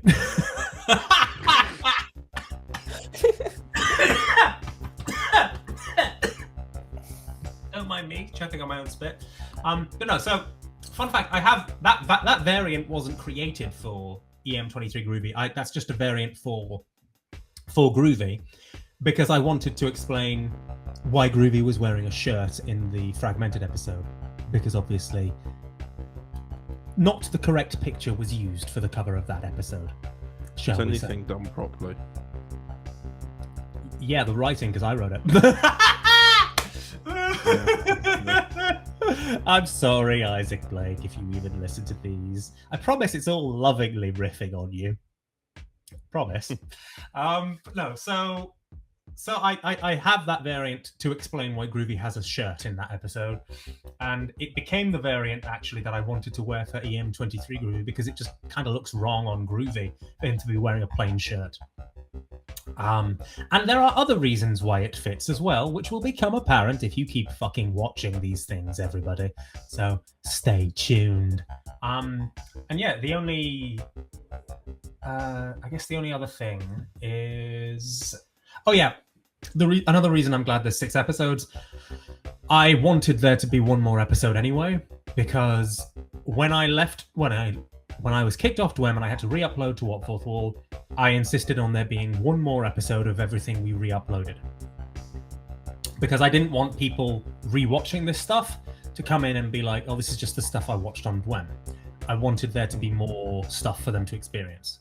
So by that same token, this is Groovy Volume 1. Obviously, the stories are completely different than the Groovy Volume 1 that's on What Fourth Wall, but I want people to be able to sit down, watch them, and be like, no, there's more to this. This is a different experience again. Because, you know, the whole... You keep it familiar, but then you give them something new to chew on. Yeah. And next release of Groovy Volume 1 will have 7 episodes. Yeah, no, next time there's a fucking Groovy Volume 1. It'll all be live action. Oh, fuck me, no. Coming soon to Static Production. He said it. Soundbite it. I mean, you joke. I am sorely tempted. Like, I don't honestly know if it's a good idea. I'm sorely tempted to, because there's a couple of episodes of Groovy that are getting retconned and replaced at some point to fit closer to because plans have changed radically since we started. Yeah, like that Kiwi and Groovy volumes turning into Kiwi and Invert. But yeah, so I want to go back and sort of replace a couple of other things. So I wanted there to be a place where the original releases go. So I kind of want to release like the original, maybe not the original. The original The Judged is a difficult one, because the original The Judged, obviously, it's no fucking secret. Emon and I are not on terms. leaving aside literally any other reason why one would want to not release that, Emon and I are not on good terms. If anyone in this podcast made it this long and hasn't seen like the previous episode, I salute you. Yeah. So it's a thing where I'm thinking, do I release that? Do I have the right to release that? Really? I know that I've seen a lot of people with very different opinions on it. My opinion is, at the time when it was made with the agreement that it would be going online, and everyone recorded for it, got involved, worked on it for the purpose of it being online for people to see, and therefore it's fine. Because it was made as it's more of a time capsule of a different time. It's not like you've gone in and re-edited it and you've gone, I'm going to do this with it now, I'm going to change this, because then you're making something new. If you're just re-uploading the original, that's media preservation. I mean, it's the same as like the 2 Blonde short trips, where, you know, I on Static especially, I uploaded the originals in as near as, damn it, the format that they were originally released. You know, because they're really good shorts. There's nowhere else that they, strictly speaking, you could have put them maybe on Overton, but like I feel like on Static they are at their best, because Static is a kind of a media preservation. It's one part place where new stories will happen at some point, like the stuff I'm planning for that, and it's one part media preservation archive, because I think media preservation is a very important thing, certainly in this fandom. So, you know, I think definitely it's a place where those stories would happen, I think. Incidentally, I've always thought that those two versions of the shorts are probably the versions canon to Prison Blonde. So, because Prison Blonde's life is effectively identical to the life that he would have had if he turned into, you know, Little Red anyway. The 2012 ones were always in my head the version that he experienced. I spaced Yeah, out that's the thing we I were. thought you were still talking about like the original Judge being canon to Prison Blonde. I was like, what the fuck? I would be very confused. I would be very confused. I mean, you know. I mean, you're completely valid in that, because that is what we were trying to do originally before we split off. We were trying to, you know, we made that Crimson Hunter story, you know, with Georgian. We like, and that was at the time before the split. That was DW 2012 Blonde. So you're completely valid in saying that, yeah. Especially since there is no DW 2012 Blonde anymore. It kind of just defaults, doesn't it? No, quite. So, but yeah, so that's all I have to really say about Groovy Volume 1 Part 2, which is either out already because we've released this afterwards, or it's coming soon. I think we're releasing it afterwards, because tomorrow is when it starts. The trailer comes out. That's true. The trailer comes out tomorrow. So yeah. On America's 250th birthday. Yeah, I'm celebrating America's 250th birthday by releasing a trailer for a really irreverent, slightly fucking weird Doctor Who fan series. Although, to be fair, there is an American in 2 of those episodes, so it counts. That's fair. That is fair. That's how we celebrate. That's how we... America! Oh, God. So yeah, so I think now would be the time to talk about Defiant and what's coming up with Defiant. Yes. So are we going to have... Yeah. Do we have anything to show for Defiant? I've got episode 3 written, and I don't think I'm actually in it. Yeah, because essentially the way that I've planned out it's a 6-part series. It's called Defiance, which is I don't know what I'm thinking of, which is relating to Defiant, obviously. So we've had the first episode come out during the old timeline, which features 2 characters, obviously the Defiant Doctor and another character called Belrog, played by Dominic G. Martin. In episode 2, obviously we've seen the Defiant's perspective on seeing the universe blow up, effectively. He's seen the future, he's seen the planet Alpha Canis 6 in just ash and everything dead, and he's not entirely sure what's caused it, but the sky, when he looks up, he still sees in space cracks in what he is perceived to be just the fabric of the universe. So he's come back to a point before the city was hit with this, and he wants to find a way to save it and potentially save Belrog. Now, I've written episode 3, and episode 3 it's probably the most philosophical thing I've ever written. It's about... It links to the idea of what a utopian society is, because I was thinking actually there was a film made by Francis Ford Coppola that really bombed a couple of years ago. Yeah, and I thought I watched the trailer again because I quite liked the trailer, and I thought that there is essentially what if you can see the apocalypse coming, and you're trying. Yeah, but it isn't just. It's never as simple as let's all save each other because we're so lovely and great. It's always I want to save myself. So Belrog is actually wanting to save everyone. He's the voice of like reason, the voice of morality. Everybody else around him is only helping him to help themselves. And this particular 3rd episode is him having moral debates with people in Alpha Canis 6, and the Defiant Doctor is in the background watching his story to try and understand where are we going with this. In the 4th and 5th episodes is where we start seeing it come to a head. This is when the apocalypse begins to arrive, as they call it, the apocalypse. We all know it to be the dissolution of the universe. Yeah. So technically the apocalypse. Yeah, exactly. But it's Defiant trying to how can he save them when he knows they're all gonna die? And of course he's had this mysterious older version of him come to him who is on that planet still and warn him that there's nothing he can do. He's in this kind of awful loop, and I already have episodes 4 and 5 already plotted out. I can try and see if I can get something done in time. I'll try. Don't stress yourself. Don't stress yourself. Because I think it's more important to know that there's cool like stuff in the works for the character in the future than it is to just sort of like shove it in people's faces. You know. Yeah. I think Defiant is an interesting one because obviously Defiant sits in an interesting spot. Technically, Defiant existed before the split, but he didn't really. No, he was starting. Like you'd planned him, and you even planned that he would be in a radically different spot than he ended up being. But then he, you know, the split happened, and subsequently he sat where he sat. So yeah. I've always wanted to know, by the way, whatever happened to the original cover art for the first Defiant episode? Original cover art. We don't talk about bald Dom. Bald bearded Dom, who was in his Walter White phase.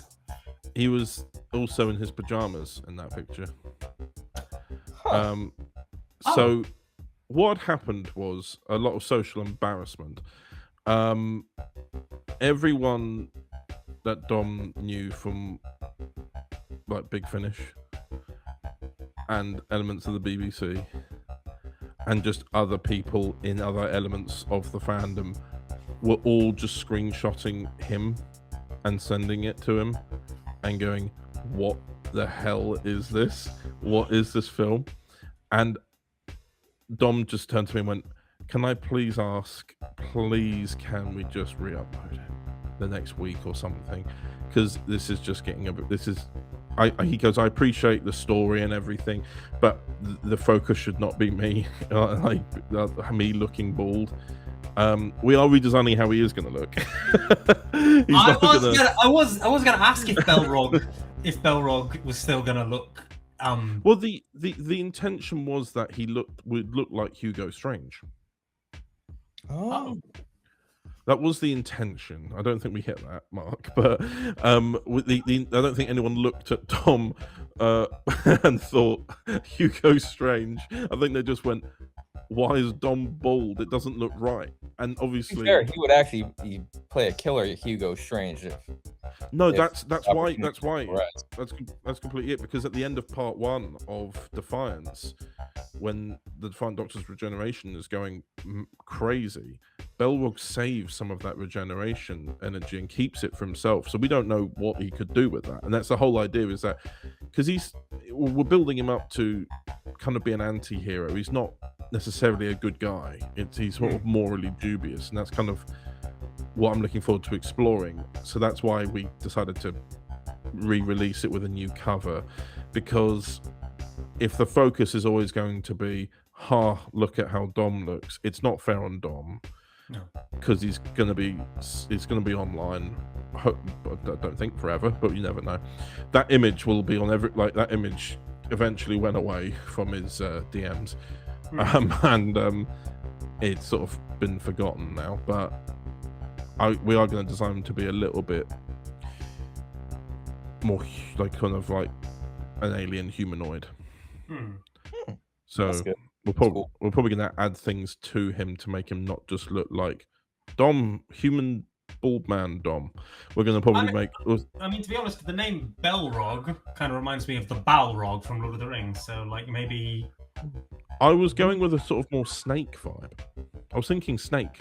I was thinking like a bit of like a kind of like an off green with like really sharp, piercing eyes and stuff like that. That could work, actually. Yeah. I'm thinking of. I need to get some photos of Dom, but I was thinking if he's staring into the camera with this really snarling, sneering face, and then you make the eyes really sharp, they'll match it. I think the problem is the photo that we use of him was him with his arms on his hips, smiling into camera, and it just looked weird when we did the initial one. So yeah. Oh well, we know how, it's better to make a mistake and learn from it than apologies for asking that. Apologies for asking that question, Dom. Didn't mean to embarrass you. Although, to be fair, like. And here's the cover now. No. I mean, to be fair, as far as embarrassing pictures on the internet, I still kind of think that Quinston and the many David Tennants is probably going to beat it out. David Tennant, Michael Sheen. No, I'm not embarrassed by that one. I'm not embarrassed by that one bit. That was the best. That was the best visual joke we ever fucking did. And that's the most I'm fucking saying about that image. And here's that picture. you could show that picture all you want, but that's the most I'm talking about. The creation of that image. Is that? I do have to ask. Was that the real sofa? It was. I'm pretty sure it was the actual image. No, it wasn't. No, it wasn't. I recreated it because I couldn't find a clean version, and that I could clone stamp. And because I can't clone stamp for shit on Photoshop. Fair enough.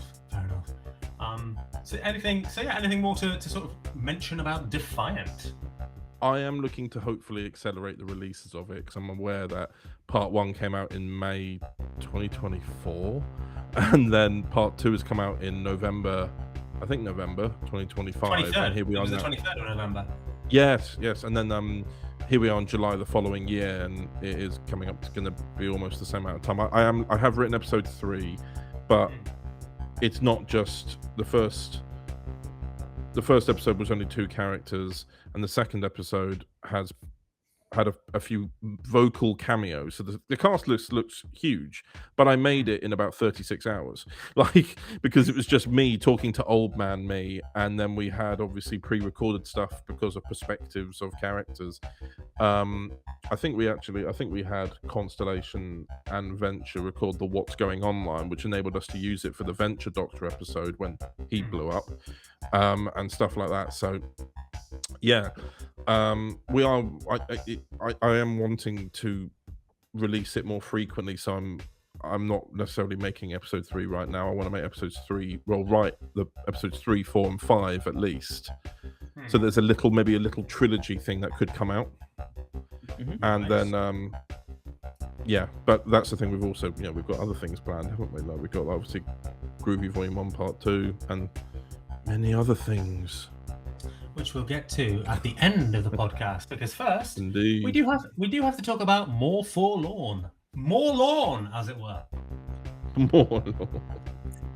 So where should we start? Because there's technically 2 different ways we can go about discussing more Forlorn.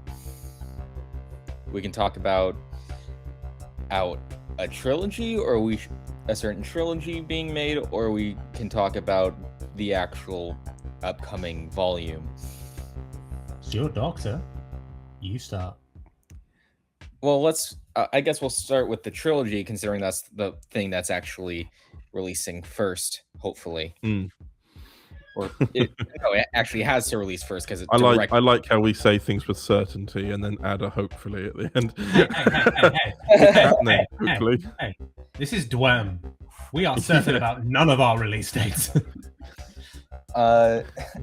So coming up next for Forlorn is a trilogy of audios that they are barely even in. And it is a new series. In terms of branding, I don't think there's been a fan series that has tried to it's based off of a Big Finish series, but I don't think a fan project has tried to do one themselves yet. Not to my knowledge, at least. No, and that is Dark Gallifrey. I finished listening to part 3 of the Meddling Monks today. I actually I was working on the covers for the Forlorn trilogy of Dark Gallifrey audios while listening to part 3. Isn't it fucking great? I love that trilogy from the Monk audios. Yeah. Dark Gallifrey, for those who aren't really into the Big Finish-ish side of things. Dark Sorry, Gallifrey. my daughter just interrupted. Dark Gallifrey is a series by Big Finish that releases in like monthly trilogies. He's based off of various different Time Lords and around a planet that is outside of the known universe called Dark Gallifrey, a dark mythologized version of Gallifrey that many people try to use to their own advantage, but many other times people just don't really reference it, like in the Missy trilogy. There are some continuity elements about Dark Gallifrey that I have questions about after listening to part 3 of the Monks, but we'll talk about that later.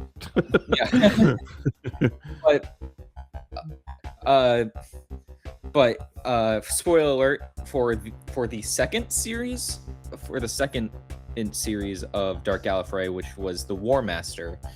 Yeah. It was said that was the last thing chronologically. And spoiler alert, that either began or ended with Dark Gallifrey being destroyed.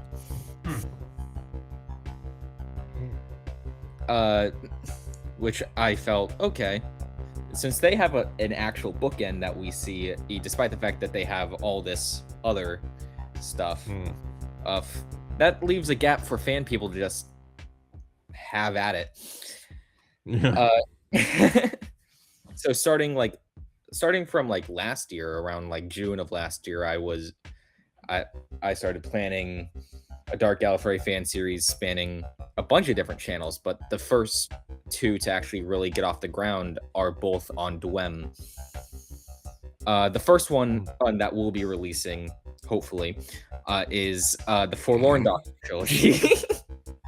It's always hopefully. Hopefully. It's the Forlorn Doctor trilogy, which if I'm able to create a trailer for before this releases, will show right now. If not, have a fucking logo reveal or something. Yeah, if not, logo. Here's the covers. Here's everything else. Yeah. But that trilogy, I hope to release the first part on the 1-year anniversary of Forlorn's debut, which is I don't remember. I'm looking. In August. I'm looking. August 13th. August 13th. Oh Jesus. So do you know what's interesting about? Do you know what's interesting about that? Yeah. That's my daughter's birthday. Oh. I only know that. Well, now you have to do it. Okay. So like, apologies for like sort of how you say making plans literally on the podcast and pitching ideas literally on the podcast. Do you want me to write a backup Forlorn thing to release on the anniversary? We have a backup Forlorn thing. Do we? There's a script that you wrote. Then. There's a script that you wrote that I was gonna attach at the start of like Forlorn Volume 1 back when it was something else. Called. Did I finish that script? Yes, you made it in like 30 minutes. Oh shit! Here There Be Dragons. Holy fuck! I remember that now. Yeah. So yeah, either Dark Gallifrey or Here There Be Dragons. Yeah. No, it's Here There Be, because we were leading off the last thing. Yeah. Welcome everybody to the official DWEM production meeting. Hey. This is the most open and transparent DWEM has ever been about the shit that goes on behind the scenes. You love to see it. You love to see it, you tea-spilling motherfuckers. But yeah, I'm hoping to have the Forlorn Doctor trilogy out. I mean, I have the first 2 episodes written. The third episode I was going to write yesterday, but I had an injury. that Oh. took out most of my day in order to get it fixed. But the first episode, judging by either the trailer or the covers, doesn't feature the Forlorn Doctor at all, but instead features the other doctors that Forlorn is connected to, Last, Inverse, and Clever. That's the most I can say about that, because there's a lot of baggage that comes out of that audio specifically that I am refusing to comment on until after it comes out. But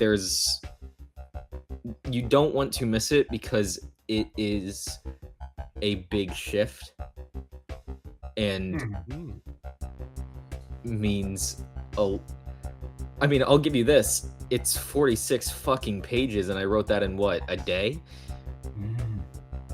I don't I remember you were sending us screenshots as you were writing, and I was looking at the page number. I was like, oh, hang on. Yeah, I was going fucking insane, I think. That was nice. It was nice though, because it's like a bit of inspiration. Everything. It's always nice to see. Yeah, I there was a lot that I needed to get out in that audio specifically, and just the fact that it was a nice outlet for the three to say exactly what I need to say for those three. It was nice. They don't interact with each other. I'll also say that they don't interact with each other at all. It is essentially. Well, this is it, isn't it? Doesn't Dark Gallifrey kind of exist on different planes of time?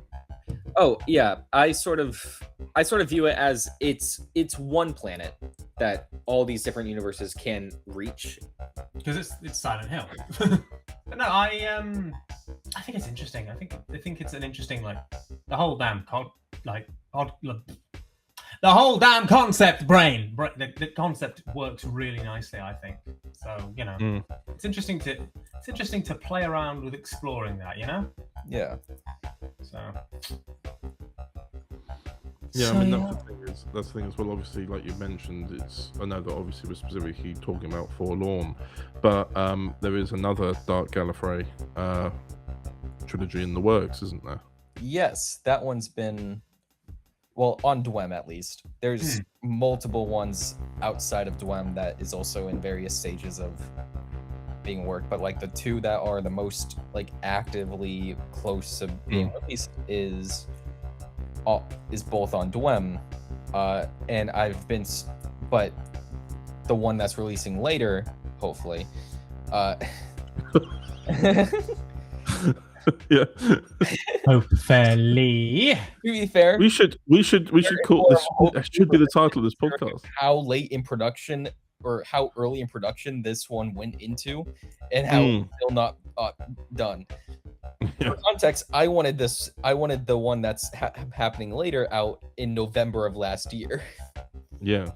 But and it's been fully written since July of last year. I've been waiting for lines, essentially. I think I was able to finally track down one of the cast members the other week, wasn't I? And it's also just life, isn't it? It's like we said at the beginning. Yeah, life is. I will never get angry at people for not sending in lines for fucking fan content. It's fan content. It's not worth getting angry at people over at this point. Of course not. Yeah. Point. Yeah, there is two in the works, but the one that's specifically coming out first is the Forlorn trilogy, and post part 1, which again, if in case our audio cut out before I said it, please watch. It is actually fairly important to all three of those doctors that show up in it. But then part 2 is also Forlorn Light, funnily enough, but does still feature the Doctor. Oh. Yes. Not Forlorn, but I'm pretty sure it'll be in the trailer, or at least it's either in the trailer or or whatever gets shown in the cover. Defiant's in it. Yes. Woo! but isn't the main focus, as the main focus is on a character played by George, who actually isn't supposed to be a DWEM character, but is making his debut on DWEM for some fucking reason. Fair enough. Yeah. It wasn't originally supposed to be George. Fun fact, I was gonna ask my friend and roommate David Haxon Baker to play a character, or that was also supposed to be on a different channel, but then George asked to be in it, essentially. So I was like, yeah, sure, fuck it. Cool. But then there's a character that is there that shows up in Big Finish's Dark Gallifrey and has his own trilogy, but I like the character so much I stole him. Fair. As you I do. think As that you do. particular trilogy with that character though was very good. Oh, I'm a huge sucker for Eric Roberts' Master. Oh, there we go. It's either in the trailer or in the covers. We can't exactly be. Yeah. Well, no, what I liked about the Eric Roberts Master trilogy was it felt like a piece of what the 90s Gallifrey could have been like. Yeah. It was like when I'm listening to it, I'm like, this is weird. Like this feels like a Gallifrey between eras, and like it's obviously so obviously pre-Time War, but it's like this is like, oh, I like this. This makes me think of the novels and stuff like that. I feel like I'm back in them again. It's really nice. I saw a review of the Big Finish Eric Roberts trilogy that said the Master didn't need to be there for it to work, and I wholeheartedly disagree, because that entire trilogy plays on the strengths about what makes Eric Roberts' Master specifically unique, and to me one of the scariest incarnations of the Master. Because out of all of them, he is the one that does possession and mind control the best, in my opinion. Well, yeah, I agree. And I rewatched the TV movie recently, and it's the way he does it is more ethereal. Does that make sense? Than any of the other masters. Or any of the other masters, it's simple, just hypnosis. But no, fucking Black-Eyed Grace fucking scared High Iris watching it. Fair. It's very good makeup, yeah. Yeah. Just feel really eerie. But he's hands down my favorite master. So I've been itching to put him in fan content for a long time. My first ever attempt was a blonde audio that I never ended up finishing. Right. Oh, right. It was gonna be a Blonde and Eighth Doctor crossover episode with Eric Roberts as the villain. That's cool. That's cool. I might finish it at some point. George liked the script that was coming out of it, so I might finish it. But I digress. The one time I did bring him into the fan audio sphere, it was in an acting level, and that was in the audiobook of The History Between Us, Zine by 77 Years team. Oh, right. Yeah, I ended up auditioning for the Eric Roberts Master while in a Las Vegas hotel room the day of my mom's wedding. Wow. Like we were getting dressed, and I was like, oh shit, the deadline for that's soon. So I just quickly hopped into the bathroom of the hotel room, recorded it for like five minutes. And then all of a sudden I got the part. Probably, let's be real, it's probably because I'm the only fucking American to audition. But I like to think I do a semi-decent Eric Roberts impression, which is why I'm playing him for this trilogy. Fair. That sounds really cool. And then the third part happens. And the third part, I have outlined. I know what I need to have happen because it directly connects to one.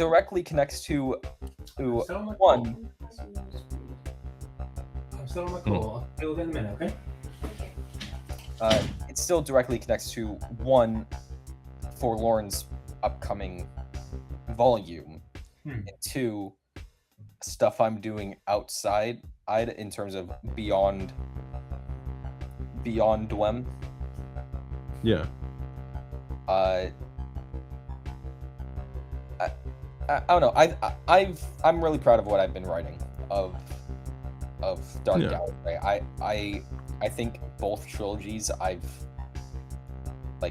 I'll pat myself on the back. I think I think you should. But from the screenshots that you were sending us at the time, and then reading the whole thing, it's really, really good. I'm really looking forward to hearing it all come together, like in the third part, and then hearing it when it's all done. Absolutely. Really excited for it. And then I guess since we're still on the topic of on the more Forlorn bit, and afterwards, my main thing is Forlorn Volume. I keep saying Volume 1, like there's going to be a Volume 2, and initially there was going to be a Volume 2, but there isn't anymore. Because I think the character's sort of evolving to have appearances throughout, but also having almost like a solo story. Yeah. That acts, which I suppose is Volume 1, but at the moment it's just a solo story, but then can appear and have the ability to appear elsewhere. So it's kind of like what I'm doing with the Defiant Doctor. He has a solo story called Defiance, but is enabled to appear elsewhere. Yeah. Their solo story, their solo volume, which is I'm saying this now, so I'll commit myself to it and I don't back out of it. 4 live action episodes. Oh. You're committed now. 4 live action episodes on the simple thing of the Christmas special was so fucking fun to make. Why not just make more? Yeah. But it's insanely disconnected from the rest of EM23's story. It's insanely disconnected from the fact that the universe is dying because it has to deal with a completely different issue in order to have the Doctor continue to work with EM23 afterwards. It's a little bit of a sidestep, but it's something that's at least the story of the Forlorn Gallifrey trilogy and that volume and what it represents is really important to me on a more personal level than just, this is a continuation of the story and this is offshoot of doing this. This is in many ways a culmination of everything I've been doing since 2019 when I started doing Doctor Who stuff. In a lot of different ways. And that's the most I can say about that without getting into spoilers, and this is not something I would like to spoil. That's fair. And it's happening on DWEM. And it's happening on DWEM. I don't know why. It probably isn't the best way to put it, but it all makes sense to have it all there. Despite the fact that it probably it shouldn't have been here, but it is here, and it makes the most sense here for some reason. It's all part of the journey. Part of the journey. So yeah.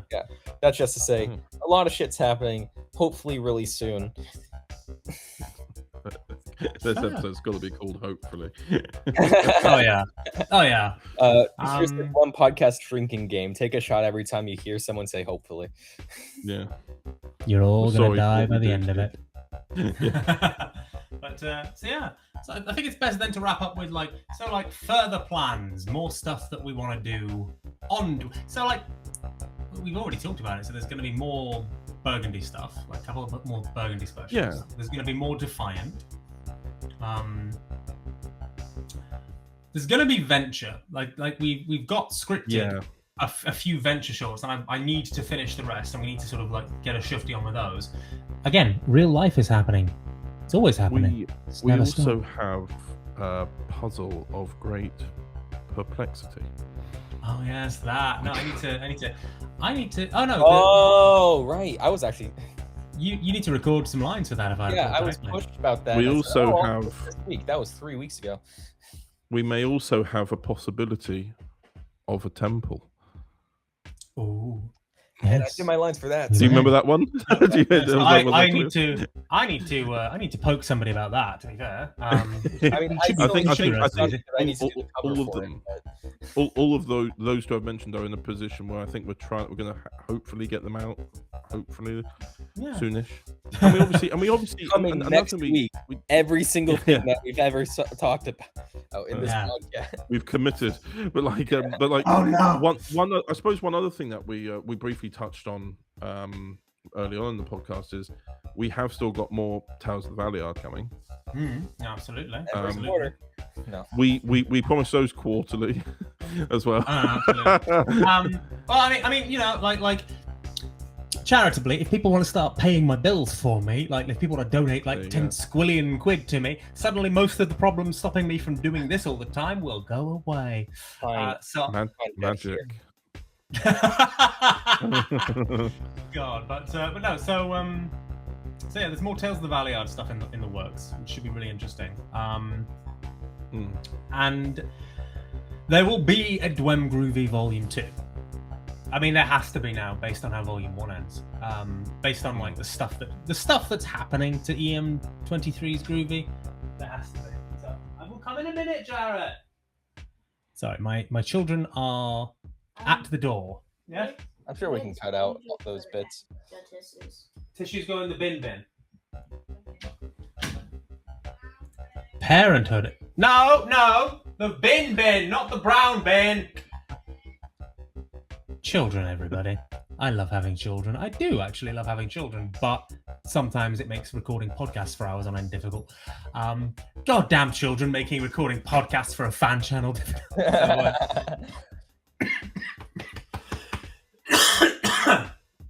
So yeah, there will be a Groovy Volume 2 because there needs to be. Yeah. In the same way that there needs to be a Groovy. Doctor Who 70th. I mean, yeah. I mean, we joked. We fucking joked when the 60th was coming out that we wouldn't be here for the 70th. We're gonna be here for the 70th. There's no stopping. For the 80th at this rate. Kill me. Kill me. Kill me now. I'm already here at 10 years now. I mean, like, there's no hope for me. It's self-sustaining now. It can't be stopped. It'll soon stabilize. Oh no. Yeah. So we're all gonna still be here. Like you know. Who knows? We treat it like a burden, but we wouldn't be doing it if we didn't like it on some level.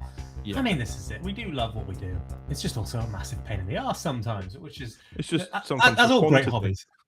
The quantity of it sometimes that we're like, I love this, but it's like I also my favorite food, I can eat too much of it. Like it's like that with this. I think it's about the quantity of it, and I think what we're doing with DWEM at the moment is we're not keeping to a strict schedule. A strict schedule. I was going to say something like deadlines. We're not keeping to strict deadlines. We've kind of got like a little, like I've got like a little checklist so that we don't forget what we're thinking about doing. But that's never something that I've gone, well, you said this would be done now, and it's not. Like it's never been anything. If we're ever treating, with all due respect to this channel, if we're at all treating DWEM like a priority, we are failing. Yeah, well, we do tend to go through phases, don't we? I think I said that it was like every 3 months or so. So if we tend to make 3 months of solid content, and then we have 3 months off, and then we go back to it again. We're doing this bi-quarterly. Yes. Effectively. God, yeah, but, which is true because we're here at the July, the start of the third quarter. No. So guess what, motherfuckers? We'll see you all in December. See you next year. Not doing the Christmas special this time. Well, actually, technically, we'll see. Well, technically, it'll be October, won't it? No, so that's the next quarter. Oh God, yeah. See you in January. Yeah, see you in January. Genuinely though. Also, fuck it, we're doing a Christmas special. I don't fucking know what it is. I don't fucking know which Doctor it is. No, hopefully doing a Christmas. Hopefully, Yeah. we're doing a. I mean, you know what else is fucking hopefully. I'm increasingly at the point where I'm just like, I'm going to release something from as many doctors of mine as I can on my birthday. Ooh. I don't care. I don't know what. I don't know how. I don't care how. I'm gonna do it somehow. Call it Jetapalooza. The Jedapalooza. Absolutely. So yeah. Part one. Part one. So hopefully I'll do that too. And on that bombshell, hopefully we'll see you all next time, which will be January 2027, when we will still not have killed this channel that we've been in the process of killing for a year and a half. So We're we will fucking see. masochists or sadists. Which one's the ones that we like to fucking cause pain? Yeah, both. Both? Neither. Like two others, because externally Sadists. we're causing as much Sadists. pain to this channel as possible, dragging it out as much as as long. We're sadists. Okay. And on the bombshell of us being sadists, love you all, YouTube. Good night. Sweet dreams. Oh, well. The podcast system really couldn't handle 20 more fucking minutes. Yeah!